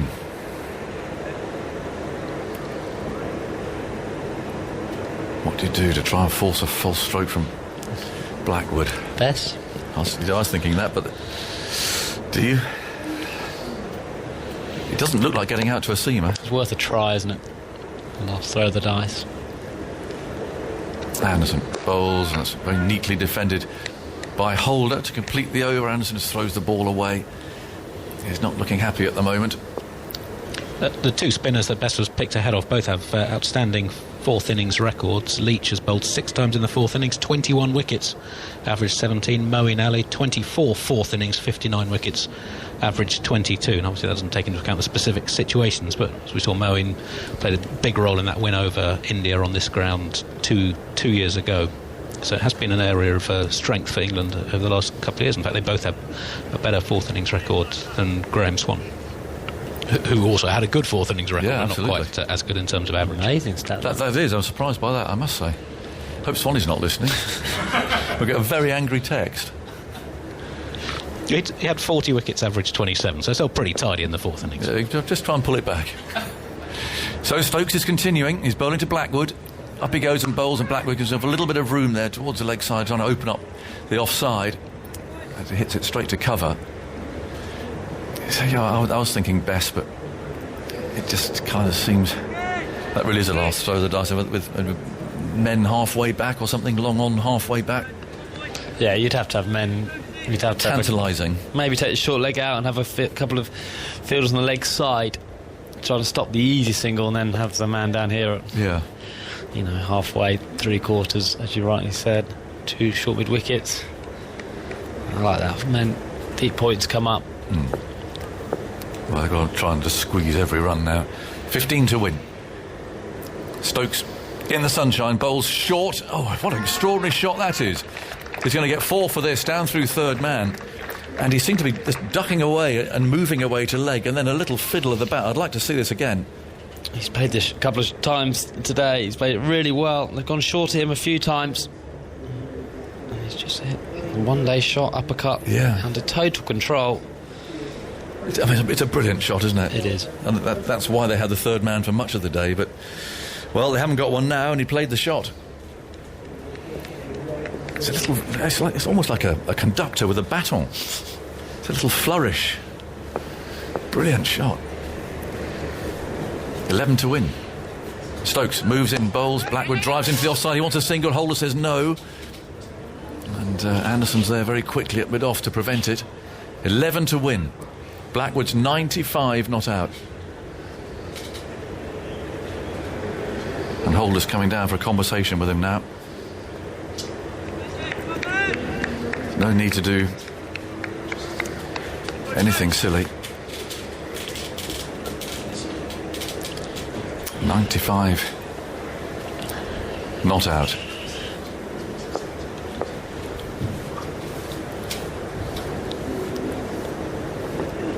He drives to mid-off and is caught. Well, that is remarkable. He's drilled a catch straight to James Anderson. Stokes goes over to say well done, and Blackwood, well, he's got so close again, but he's drilled a catch straight to mid-off and walks off with 11 to win. What was your line? Don't do anything silly. Yeah. Just before he's absolutely nailed. It's another really good catch by Jimmy Anderson. Caught him in the first innings as well. Very similar flat catch. Hit very hard. He's played so well. Played an innings of he's played an innings of real maturity. Imagine the crowd now. It's just silence. It's silence, but it's a dramatic moment. He hit it beautifully, hard, and obviously I think just trying to go over Anderson there. He thought it was in the slot, went for the drive, and I'm afraid he's hit it beautifully, but straight to Anderson at mid-off. Is it too late? I was just about to say before that ball, I think not even this test match is going to have a twist in the tail. Test matches usually have twists in the tail. They're exhausting. He's limping out. This is Campbell, isn't it? It's a very slow walk to the wicket. Well, this will be interesting because see how mobile he is. He retired hurt on 1. There's 11 to win. Wicket now would be interesting, wouldn't it, with Joseph, Gabriel left. Yeah, Roach. And Roach. Blackwood's innings 95 from 154 balls, 12 fours. If West Indies win, it will be the 8th highest score by someone batting 6 or lower in a successful 4th innings chase. Well, it was an excellent effort. It really was. To play as he did, out of character, and restrain himself, and then he drills a catch to mid-off and left West Indies with 11 to win. The injured Campbell is over his bat, and Stokes on his way to bowl to him. From round the wicket he bowls and hits him on the pad. A huge appeal for leg before wicket. Given not out, felt leg side-ish from here, especially with the angle. Does Campbell play shots? He can't really run. I think he probably has to, doesn't he? Or does he supports his captain, I guess. It's close, I though. mean, if he can't really run, then it's down to... Well, I don't know. It must be sort of those who would have come out in front of Durridge. Yes. Hold it. Yes, I'd agree with that. Here's Stokes again from round the wicket. Sun behind some cloud, he bowls, and this is played by Campbell into the offside. Well, he seemed to set off there all right. Yeah. He did. And, I mean, he's not really hobbling around. No, I think I was mistaken. His very slow walk out for a limp, but actually... It was a thoughtful walk out to the middle, I think. And now deep in conversation. I suspect Holder saying, how are you? What can you do? 11 to win. England need 4 wickets. Couldn't be tighter. You're an injured man, and you've got the three bowlers. It's a tie. We did have said, is this game going to be the tie? Absolutely. It's been an extraordinary week. Resuming all the excitement from last year. Well, Anderson's off and Mark Wood's coming on. Get Holden out. Well, yes. First ball. Come on, Mark Wood. Well, it's a terrific finish to the first Test match of the summer. The next one starts on Thursday, by the way, up at Old Trafford. Same sort of situation. No crowd. A bubble. And now Denley's coming back down again to the square third man boundary. The deep square leg. And Wood comes tearing in, Pavilion behind him, Sun behind some cloud. He bowls to Holder, who's forward, steering into the offside. Let's watch Campbell run. Well, he's done fine there. He's come cruising down, and it's 10 to win. Is it one of those that didn't hurt quite as much as he thought, but when he went down, he had to go off to save face? Could have. He certainly had a lot of ice on it. I think Ben Stokes has to bring the field in for everyone now, mate. Just there with that last little partnership between the last few balls, or last couple of overs with Holder and Blackwood. But when they brought the men in, there wasn't those easy singles, and they didn't seem to be stuck on 20 for a while. I'm not sure just giving Jason Holder one is... They've got to get a wicket. Yeah. They've got to get into this tail. And hope that Gabriel has another mad moment. Well, if we get to Gabriel... Yes. Here's Wood again, round the wicket, and he bowls, and Campbell squares up and plays it easily back to him. 3 slips, so they're really, well, necessarily on the attack. I'll spread out, backward point, cover, mid-off, mid-on. Forward square leg, really, you'd call him there, Bess. And then a fine leg as well as Wood. He usually walks back in this direction as if he's going to come round the wicket. Now he is coming round the wicket. To the left-handed Campbell. Up he comes and he bowls to him. Oh, it goes straight through him. Straight through him. One of those again that's just a few millimetres away from the edge of the bat. So close. It's a good ball. Yeah. Really good ball from around the wicket. It's just got it to hold its line. I wouldn't say it's swinging, would you? I'd just say it's just held its line from around the wicket. Campbell had to play at it. Very, very close to nicking that behind. Slips are ready. Campbell waits very still. Wood moves in, bowls to him, is forward now. A nice defensive shot this. Everything in position, head over the ball, which runs away to Crawley at point. 190 for 6. West Indies need 10. England need 4 wickets.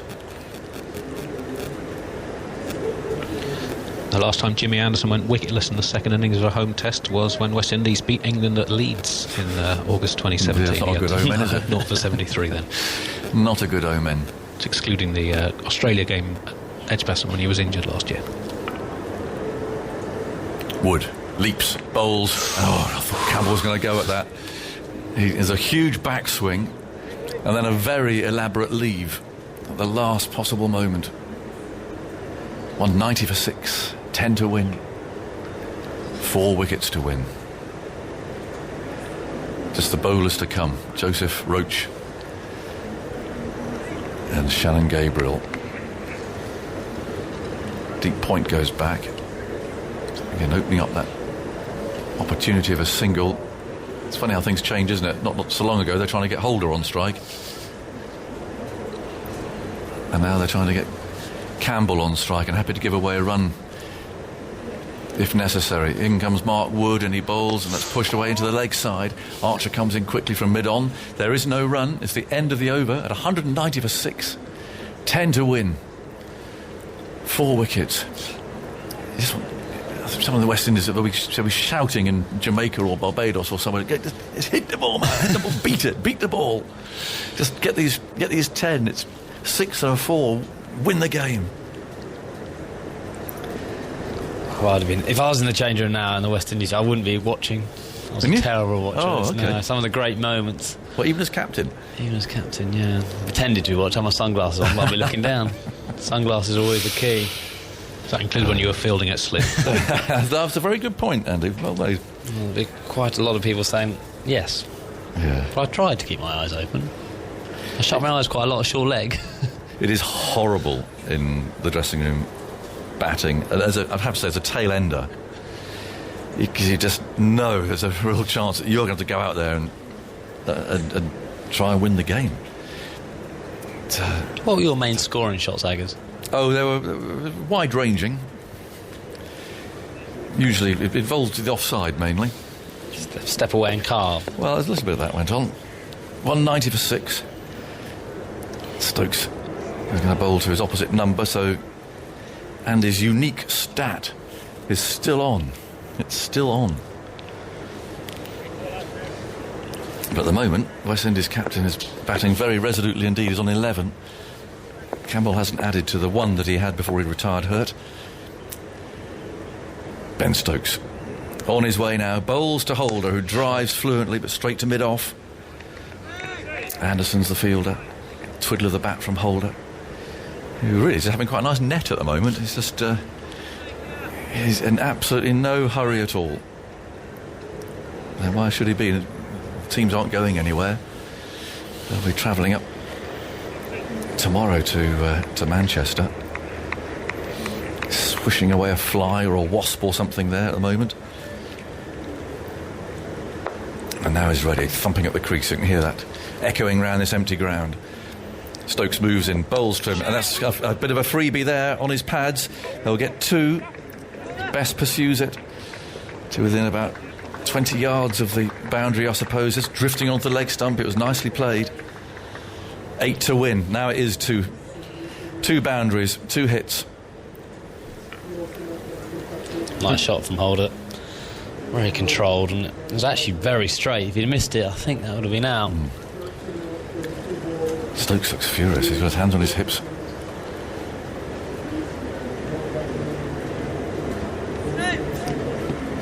Two fours will do it. England need 4 wickets. Stokes spins himself a catch. On his way again. Holder's waiting. Bat raised. Stokes is there. He bowls to him, and it's worked into the leg side this time to long leg, where Archer throws the ball back. It's another single. 7 to win. Only twice in the last 25 years have West Indies won successive away test matches. They won their last match against Afghanistan in November of last year. The only 2 other occasions they've won back-to-back away from home were both 2-match series in Bangladesh, one in 2012, one in 2002. So this would be a rare double success for West Indies away from home. They're a good side these days. It seems to be the people who need convincing of that are their supporters. This is a disciplined, focused team. A lot of credit has to go to Jason Holder for that. Yeah, absolutely. He's a leader in every sense now. And Phil Simmons too, I think. Yeah. 193 for 6. Campbell's on strike. Can Stokes summon something? He goes in round the wicket and bowls to him. It's outside the off stump, and Campbell watches it go through at no great pace through to Butler. 7 to win. Where are England going to get, well, this one wicket that gets the bowlers in?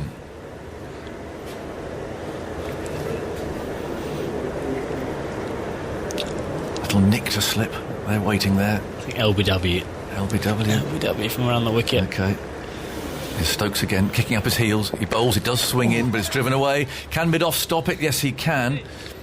But they've taken a run. It's Wood there who's running slightly backwards to make sure they got the angle right to stop it from beating him.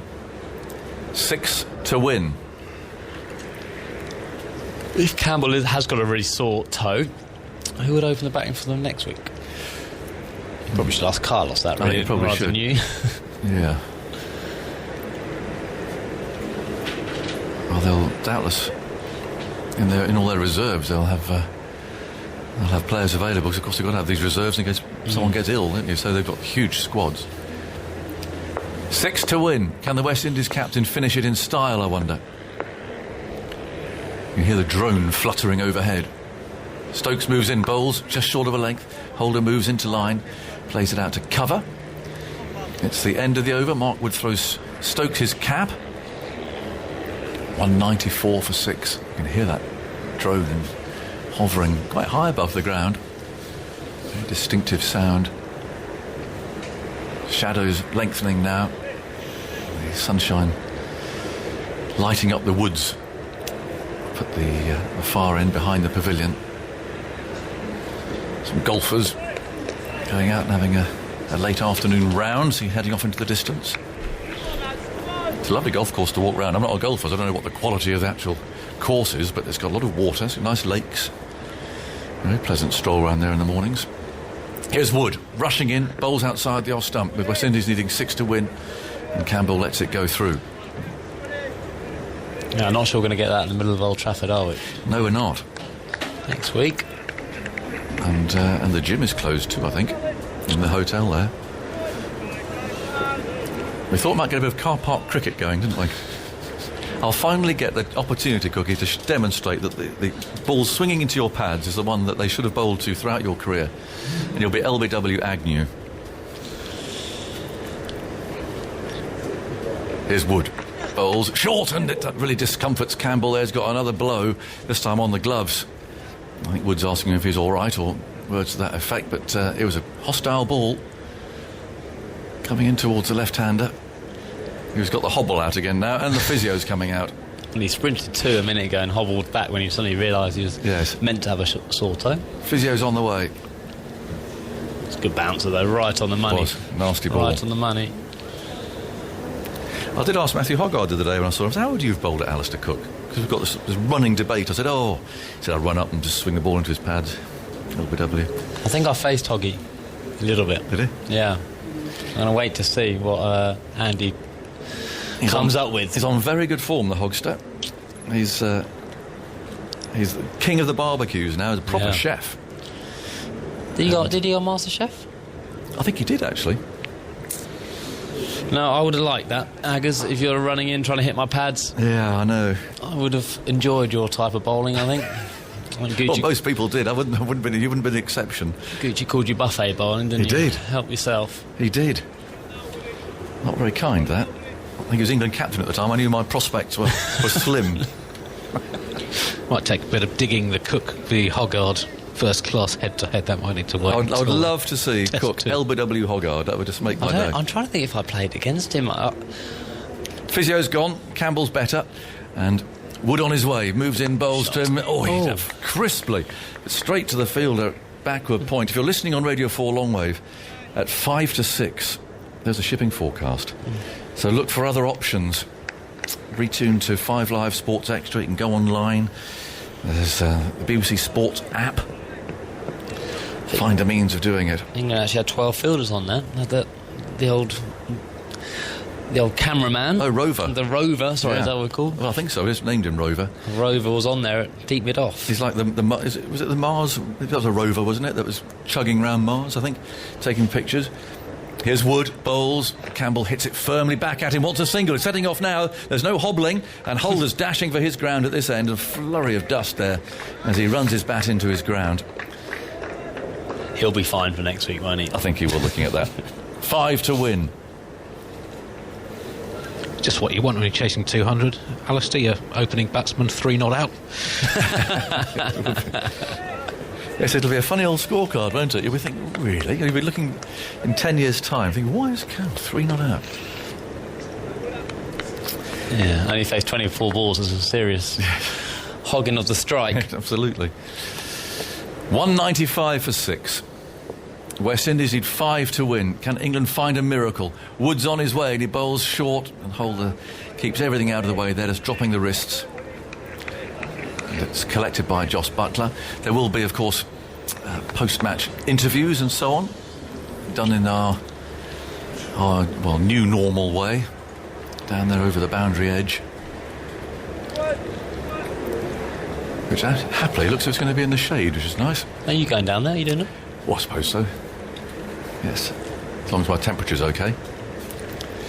There's the chap down here in his little booth, isn't there? You've got to go past him first. 195 for 6. Here's Wood, wide of the crease, bowls to Holder, working into the leg side. Nothing for him there, though. Just turned away to mid-wicket. The end of the over. 5 to win. Holder 14, Campbell 3. They are tuning in somewhere in the world, maybe in the Caribbean. Blackwood made a really good 95, but with 11 needed, drilled a catch to mid-off, where Anderson took the catch.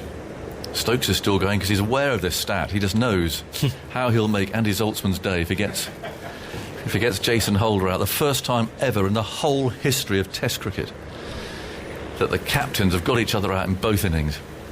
I think it would only be the 5th time or 6th time, I'll check the CricViz stat, that it's happened in all of first-class cricket history, which is a lot of games. It's a lot of games. All around the world. Okay. Well, Campbell's over his bat.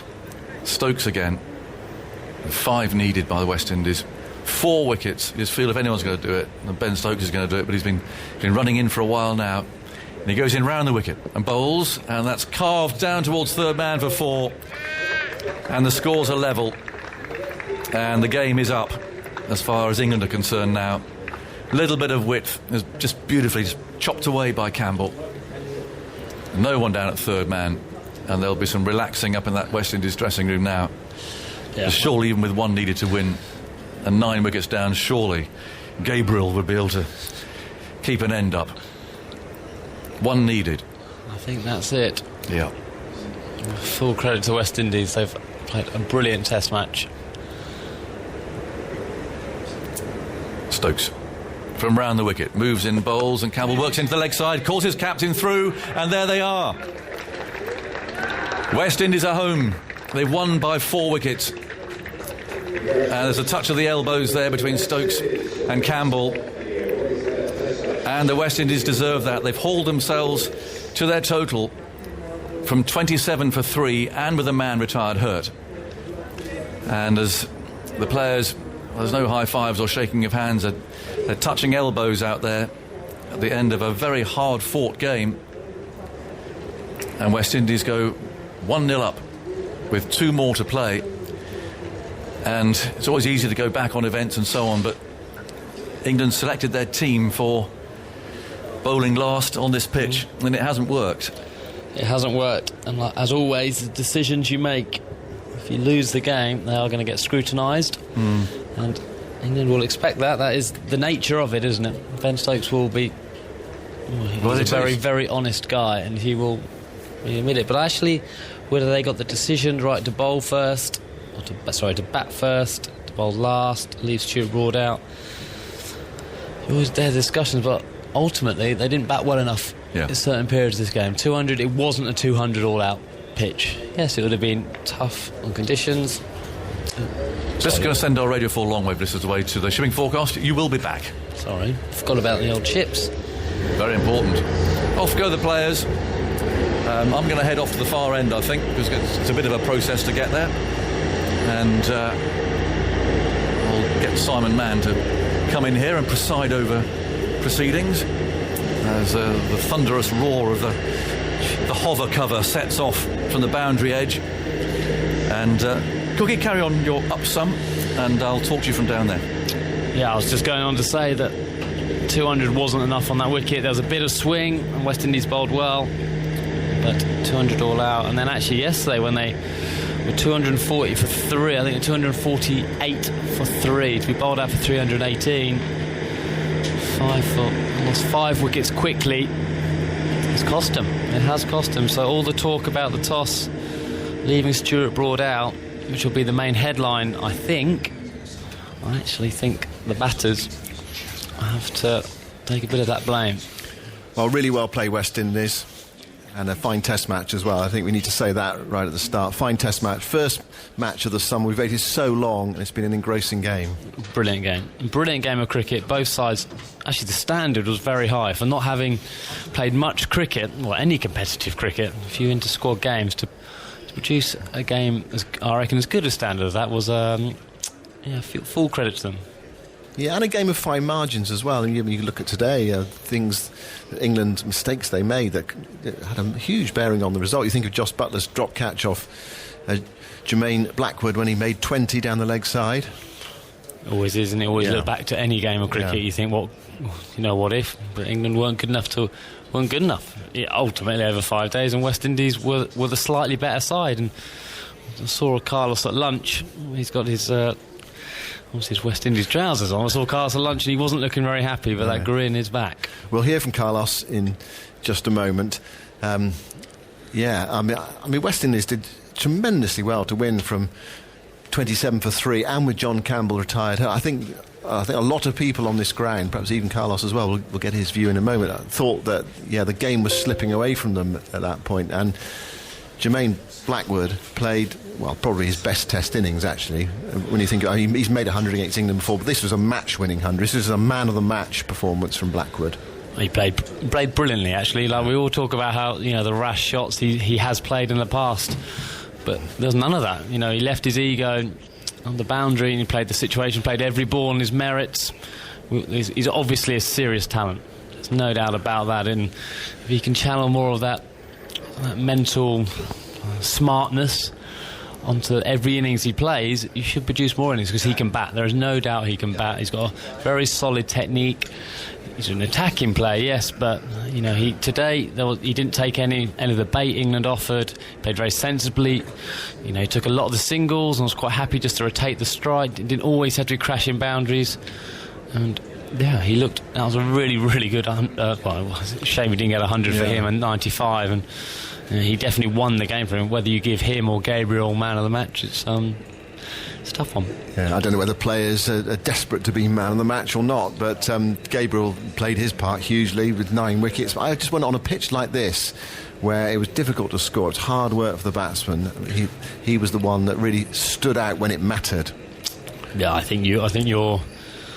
Yeah, I think I would. I don't want to give bias to the batsman, but he played. Yeah, I think he probably has. He was the difference, wasn't he? He was the difference. That innings was the difference. Gabriel bowled beautifully. Holder, the first innings with his 6 for, set the tone for West Indies. But yeah, I think you're right. I think you. Yeah, come on, we'll give it to him. Excellent. Thank you very much, Alistair. We'll hear more from you during the second Test match at Old Trafford, and Alistair will be on the highlights on BBC Two tonight at 7:30 as well.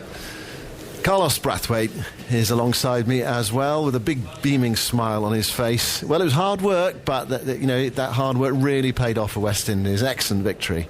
We asked for one of the batters to hold the hand up and get an 80 or 90. Next time I'll rephrase it to a century and hopefully get him over the line. But Blackwood put his hand up. I think it helped that he came into bat. I think it was just before lunch. He came in at 27 for 3 in the 12th over. Yeah, just before lunch he came into bat, so it forced him to put his ego aside at least for a couple of overs and get the team to lunch. He did that. Then he came back out after lunch. As Cookie mentioned, he resisted the bait that Don Best threw up. And then he just proceeded to bat so eloquently, so carefree and classy, calmly, collectively. Adjectives you don't normally use for Jermaine Blackwood. And I mentioned on air, if he can do those things, he sets England into a false trap of thinking he'll eventually play a rash shot, which only came when he got out. But before he got out, the way that he played, running between the wickets, impetus, injection of positivity, he done everything right other than get 100. How difficult is it for a batsman like him to play in that way, to sort of change your game in a way? I think it's all about intent. I spoke to him after the first innings and let him know I was very disappointed with how he got out. Just at the time, it wasn't necessary and it seemed more like an emotional, egotistical decision. I just want to get after the spin. Whereas today he proved he can get after the spin without taking much risk.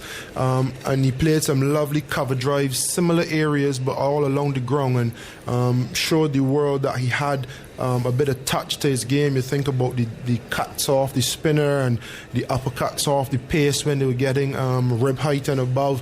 He just showed that he had a different touch to his game, and he's matured a lot since 2015. He obviously got a century against England as well. He had a good 12 months or so. He got some runs in Abu Dhabi as well, and then fell off, clamoring to the hype of, crash, bang, wallop. But he's gone away. He's worked very hard. He's worked very hard on his fitness as well, and it proved today. Mentally, you could see he was always in the game. He never lost touch. He never fell out. Thinking wise, he was always there, and he was fit enough to take it all the way to 95. It's just a shame he couldn't carry on and get a century. And West Indies' 4th win against England in their last 6 Test matches. Yeah, I mean, obviously West Indies would have been considered underdogs coming in, but the recent record against England has been very, very good. I was a part of the 2015 squad, and I remember I can't remember who it was, the CEO at the time said it's basically a walkover. We drew the first test and then eventually won the last test and left that series with a 1-all result, which was good for us at the time. You go back to 2017, leaving with a 1-all result there as well. The Headingley Heroes, Craig Bradford and Shea Hope, and then the victory last year, and the way they've started the series this year. And this has probably been full circle for a team that has been building over the last 4 years or so, and I just hope that they can replicate this performance in the next 2 tests. There's always been the challenge, not only to do it once in a series, but to back it up the game after and the game after that. Even if they don't win the next 2 games and we see a performance similar to this, I'd leave very, very happy. Yeah, because it's a long time since West Indies have won a Test series in England. How long has it been? Well, I reckon it's back to 1988, isn't it? The last time West Indies won a series in England. Between then and now, if it was any team to be well enough equipped to win a series, it would be this team. Yeah. How important has Jason Holder been to this team? What's his role in this side? What does he do? What does he give it? It's very important. I mean, if we go right back to when he was first-handed captaincy, I think it was 2015, his play was still a bit under threat, and looking forward to 5 years from now, which is present day to day, this is what they thought he would have been bringing to the team, not only with his captaincy, but with his effect with ball and bat, number one all around in the world, leads his band of brothers, they call them, admirably.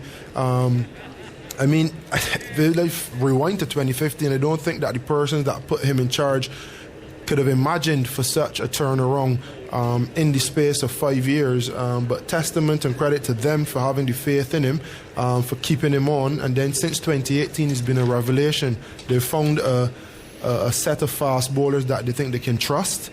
They've supported them, they've backed them. The batting still yet to be consistent enough to challenge all over the world and on a consistent basis, but it's getting there.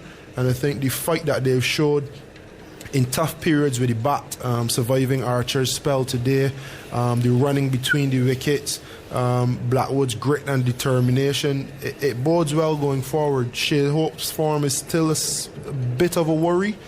You have to see how Campbell holds up as well. But looking back at the game, and every time we mentioned the batting lineup needing to do something at whatever stage of the game, that's exactly what they did. And Michael Vaughan was mentioning on the highlights how by now teams of yesteryear would have swung a few trying to get some boundaries and bring it home, and they just bided the time and they trusted the defence, trusted the leads, wait until the bad ball come and then they put it away. West Indies' second Test match victory in England since 2000, since they had that innings victory at Edgbaston back in 2000. Of course, they won at Headingley and they have won this first Test of the summer, and a really gritty win from the West Indies. Tight, tough Test match over 5 days, and they outlasted England. You mentioned Michael. Michael's here as well. What's your reaction to what you've seen over the last 5 days, Michael? Well, great Test match. It's been a great week when you think about the circumstances that the players are playing the game in. No crowd, the bio bubble. They've been at cricket venues looking out the hotel rooms, just looking at grass for 3 weeks. The preparation, not ideal. Playing amongst yourself, the intensity in those games is never anything like what you're going to get in a first class match, never mind a Test match. So to see the quality for 5 days, the best team won without any question. You just look at the first innings of both England and the West Indies at 204. All right, the ball was moving around a bit, and the questions will be to Ben Stokes about the decision at the toss, the lack of Stuart Broad, but ultimately the better team won. Let's go to Jonathan Agnew on the far side of the ground. He's got West Indies captain with him. I certainly have, towering over the microphone. Tell me how you feel, Jason. Yeah, I'm really happy, really happy. The boys have worked hard leading up to this first Test match, and to just see the hard work pay off after coming off a long layoff was very good. I'm happy that a couple of guys coming back into the team did well. Shannon Gabriel outstanding, arguably the man in the match of the game. Jermaine Blackwood, to me those are two high performers for me in this game. After having a long layoff, Jermaine probably hasn't played for a while, and Shannon was coming back off injury, so it's really good to see these guys putting their hands up and leading the charge. And to do it the hard way. 27 for 3, opening batsman with a crocked toe. It looked then as if England would win the game. Yeah, a nerve-wracking start, to be honest. After losing John with it blowing his toe, and then we had lost 3 quick wickets, we needed the partnership. But it was a really good partnership between Roston and Jermaine. I think that really put us in a really good stead. Put us back on track. Settled the nerves a bit in the dressing room, and then we were able to just building from there and press home. Yeah. Your batting has been very impressive. The whole attitude, the discipline, the approach. You're obviously very pleased with that. Yeah, I was happy to just be there at the end. When I went up to bat, there wasn't many runs left, but it's still important that we didn't give England anything. Anything could have happened on this type of surface with the calibre of bowlers they have. So for me, I just wanted to finish strong. Tell me about Shannon Gabriel sitting there. The big fella, he put a lot of work in, didn't he? He's had no real match fitness at all. Yeah, massive effort by Shannon. I wouldn't agree that he didn't have match fitness. I think obviously not having played a match for a while, but we had 2 warm-up games in Manchester, which went really well for him. He had some mileage on the legs coming into this game, so happy that he was able to exhibit the performance that he put out today, and hopefully that could put him in good stead for the rest of the series. And just tell us about the experience, Jason, about playing with no crowd. I don't know, did it perhaps help a bit today? You didn't have the Barmy Army urging England on and so on. I honestly missed them. I missed them. You missed them as well. I missed the Barmy Army, but yeah, I guess it was a level playing field, somewhat, not having the 12th man with the crowd. But at the end of the day, the cricket was very entertaining. I think it's a good start back to international cricket, and to have a first Test match such as this one, set the series up quite nicely. Back-to-back away wins for you too. Yeah. Again, we're going pretty well at the moment with the group. The guys are really taking responsibility now, and that's really good as a group. So hopefully we can continue on. There's a short turnaround in between this game and the next, so we're just going to recover and go again. Thank you, Jason. Thanks for talking to us. Thank you. There we go, Jason Holder, the West Indies captain, a happy man, as you can imagine. I can see Shannon Gabriel sitting down here as well on the boundary edge. Ben Stokes is lined up there. Not sure who's interviewing Ben, but we'll get to hear from Ben in a minute. Now, who have we got in the commentary box? I can't see from down here. We've got Michael Vaughan. Anything you take out of that, Michael? No, I mean, it's fitting that Jason Holder was there at the end, Aggers. He's a wonderful leader. The way that he bowls, the way that he bats, the way that he speaks, you can clearly see that he has, really got this West Indies team galvanised. They fight. The maturity that they show today, Aggers, I was just saying to Carlos, every single team that I played in, if they were chasing 200, and even if we got to win within 20, we're swinging to try and get those runs, particularly towards the end, because that's what generally you do. The composure and the calmness that the West Indies showed today on that chase. When you said they're 27 for 3, an opening batsman in the pavilion, icing his toe, real quality, and the better teams won. We can question should Stuart Broad have played, should Ben Stokes have bowled on day one, but let's just analyse 5 days of cricket that we've seen, and the West Indies have been a better unit.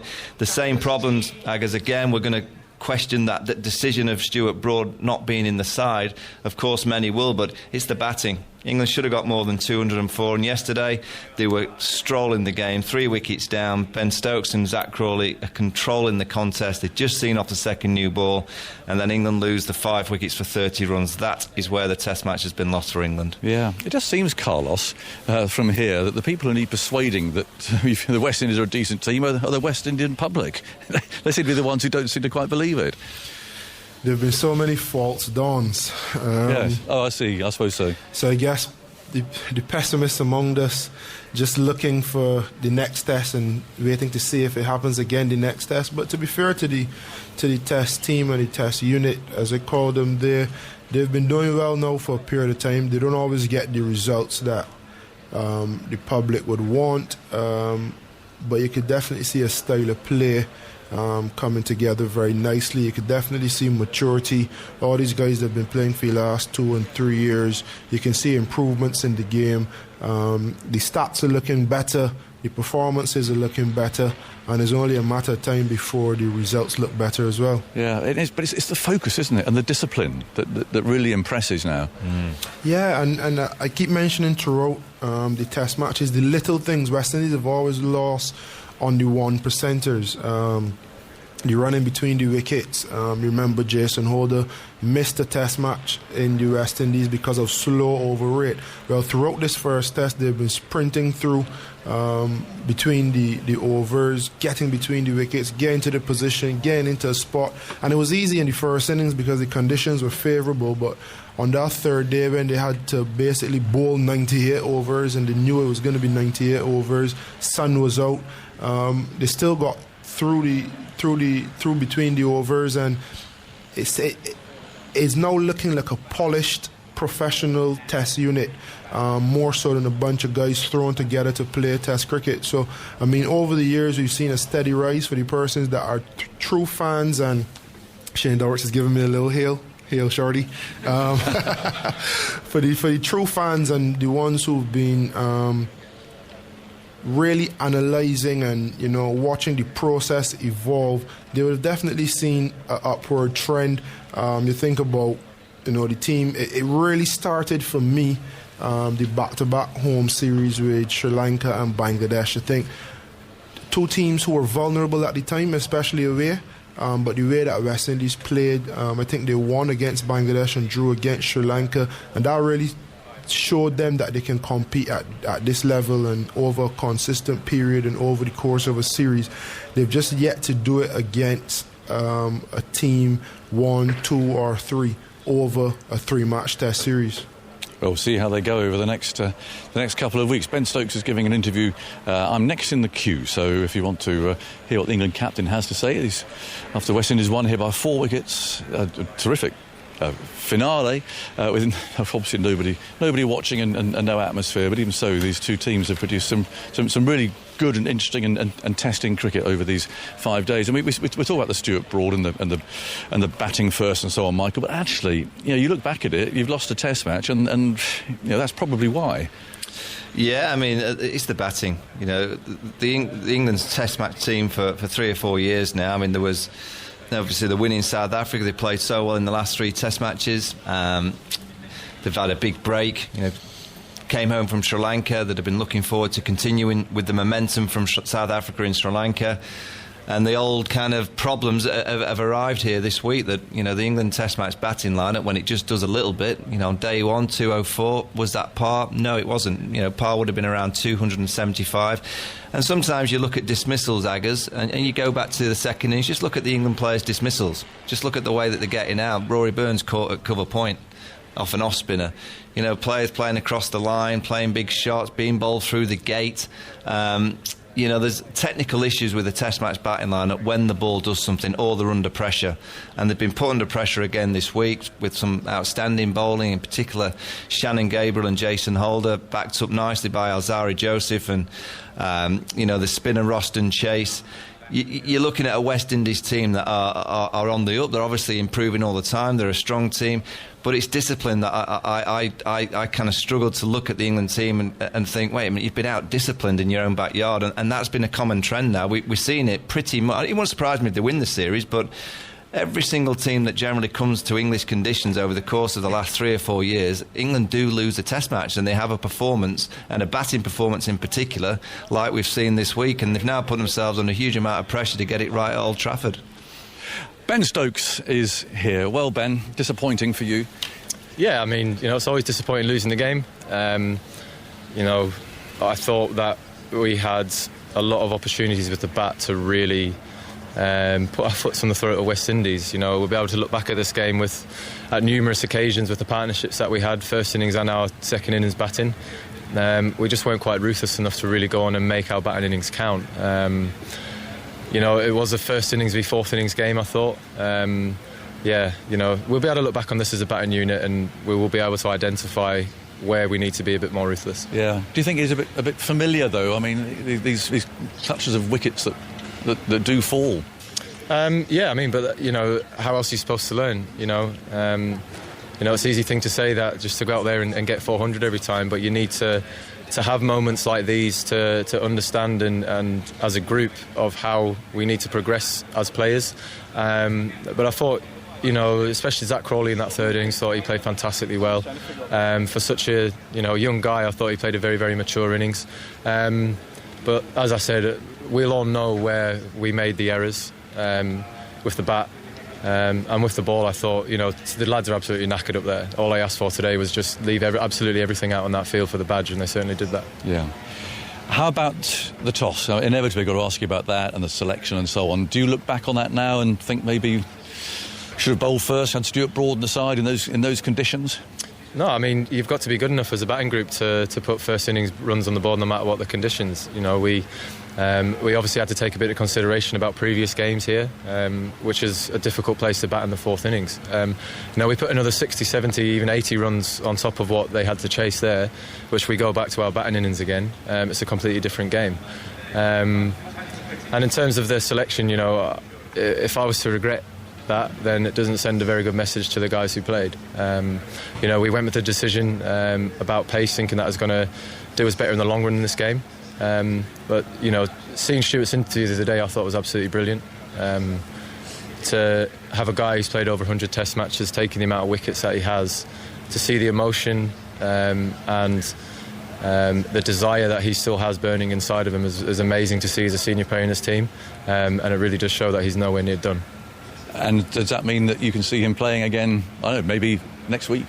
it's not my call anymore. Well, I was going to ask you about that. you could kind of step back now, can you, a bit? You've done your bit and you can step away. Look, I mean, you know, you make decisions and you've got to stand by them, and, you know, I'm not the type of person to look back and regret them. You know, we're in a very fortunate position where we've got so many people to be able to pick from. We had to go with a decision, and I'll stand by that. I've loved this week, you know, the whole week building up to being captain for the first time. Obviously, it comes with its stresses, which I found last night. I had a pretty restless night last night, but the other 4 were actually, you know, pretty easy. Pretty not easy, but like found myself get to sleep quite well. But look, I'm really looking forward to welcoming Joe back into the squad. Obviously, he's been away for personal reasons, so it's been really great to be able to take over the reins. But this is Joe's team. I'm really looking forward to having him back next week. Okay. And just the last one, what about the way the game is played, the environment, the rather eerie silence, and the no balmy army that you might have wanted this afternoon to have been urging you on? Yeah, I mean, look, it's obviously been a complete, you know, change to what we're used to. We're used to playing in front of a lot of people, but you know, the message from me was, you know, we shouldn't need a sold-out crowd to get ourselves up for playing for England.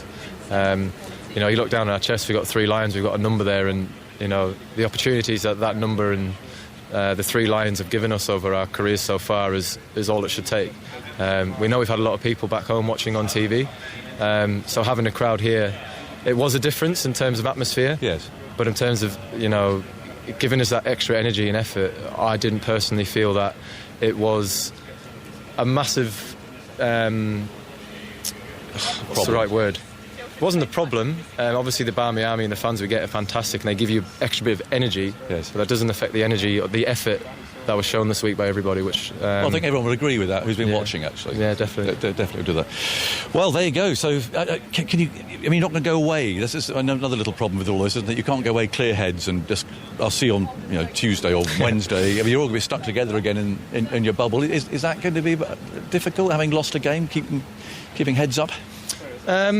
No, I mean, look, you know, normally sometimes we would have the opportunity to go home in between games and, you know, go back and see the family, but we obviously knew what we were in for. You know, you've got to make sacrifices as cricketers, as we always do, and this is just a different sacrifice in terms of staying away and being together again. You know, making sure that we get cricket back on the radar, which we've managed to do this week. It's been brilliant to be a part of. It's a quick turnaround, obviously, but, you know, we win together, we lose together, so, yeah. Fair play. Thanks, Ben. Thanks for talking to us. Cheers. There we are. Ben Stokes, who has happily thrown away the captain's armband, giving it back to Joe Root. What are you taking away from that, Michael? Well, I think he speaks great. I think he's very honest. Loved his words about Stuart Broad. You know, I like the fact that he doesn't regret his decisions. You know, and I totally agree with him. I mean, would Stuart have Broad made a difference this week and improved the England side? Absolutely, he would, Aggers. You know, he's an incredible bowler with all those wickets. That combination of Jimmy Anderson and Stuart Broad, of course, it's a partnership which has probably got a year or so left, and it'd be very difficult to have that partnership again going forward, because you just can't replace that quality. But what England are trying to do, they're trying to look after the here and now, which they thought they would be doing in terms of Jofra Archer. Jofra Archer may not have played Aggers, and we wouldn't have seen that spell this afternoon. So I actually don't look at that decision of having too much effect on the game. It's the batting.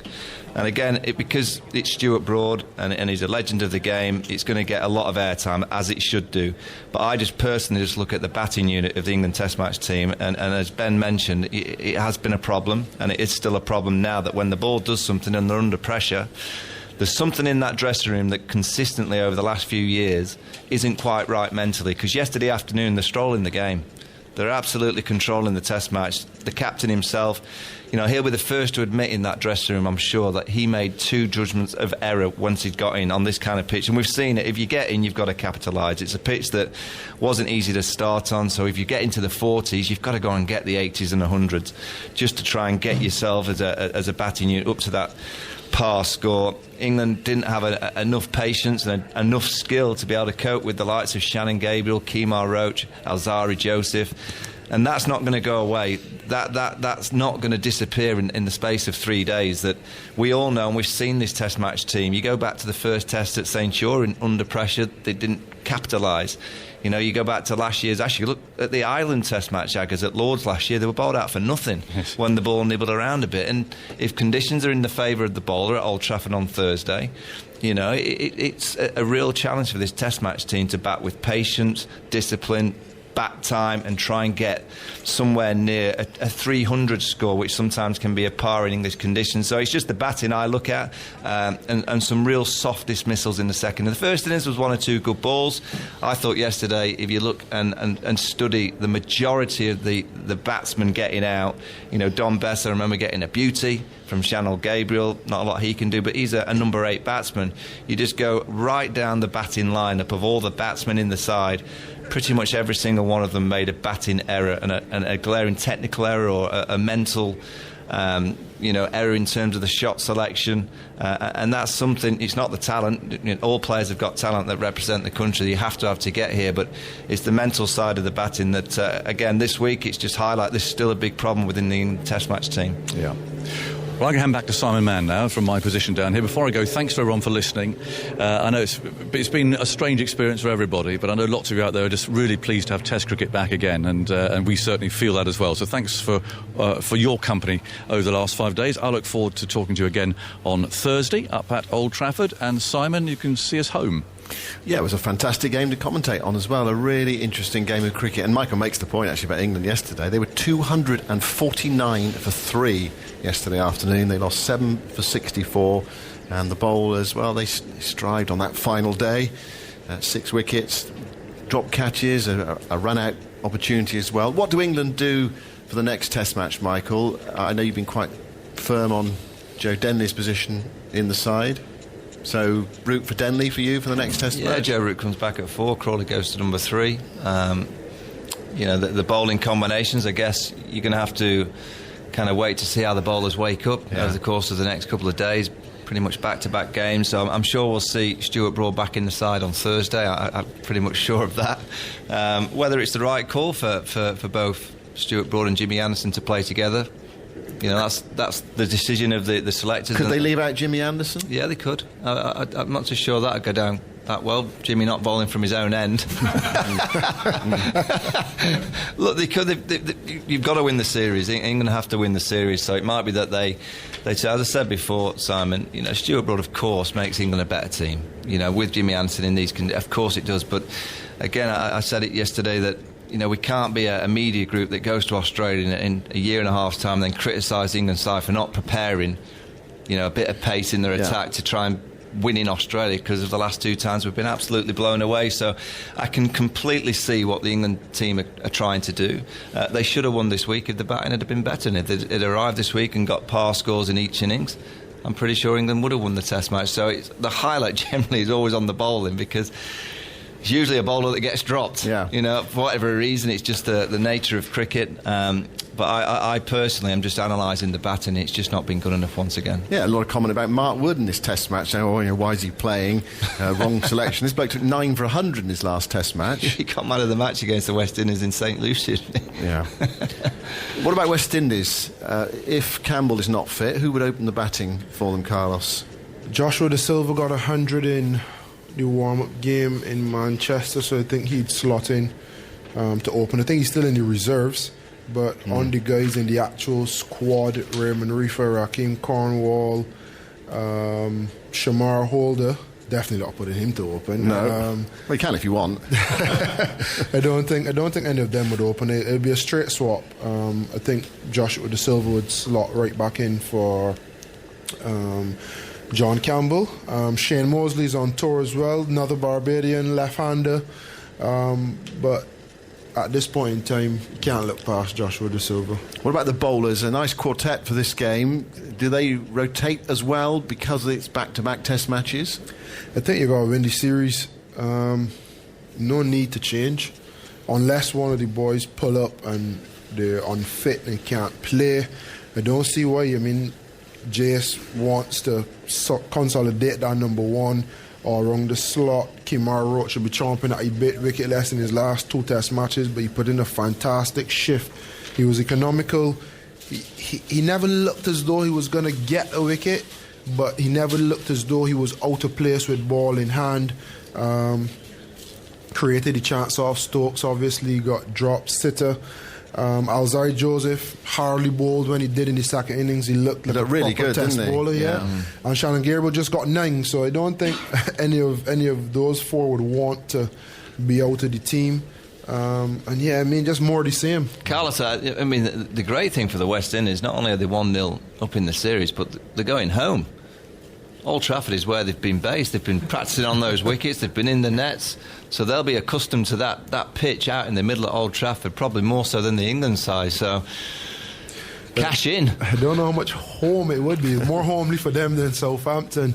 But you would hope that. I think they've been here for 3 weeks before they came down to Southampton and spent it all in Manchester. So, I mean, as a team, those are little things that you try to pull upon when you get a bit tired or you get a bit weary. Like, guys, this is technically our COVID home.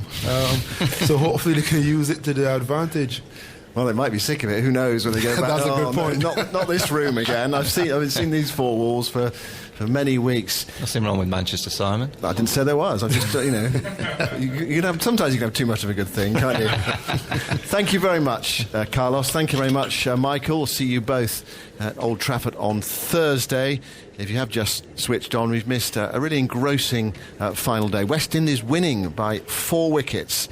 They scored the 200 they needed. It took them 65 overs to do so. Jason Holder was there at the end, so too John Campbell, who'd retired hurt and came back towards the end. But the match winner today for West Indies was Jermaine Blackwood. He didn't reach 100, he deserved one. He made 95 before he was caught in mid-off off Stokes. England paying for lack of first innings runs.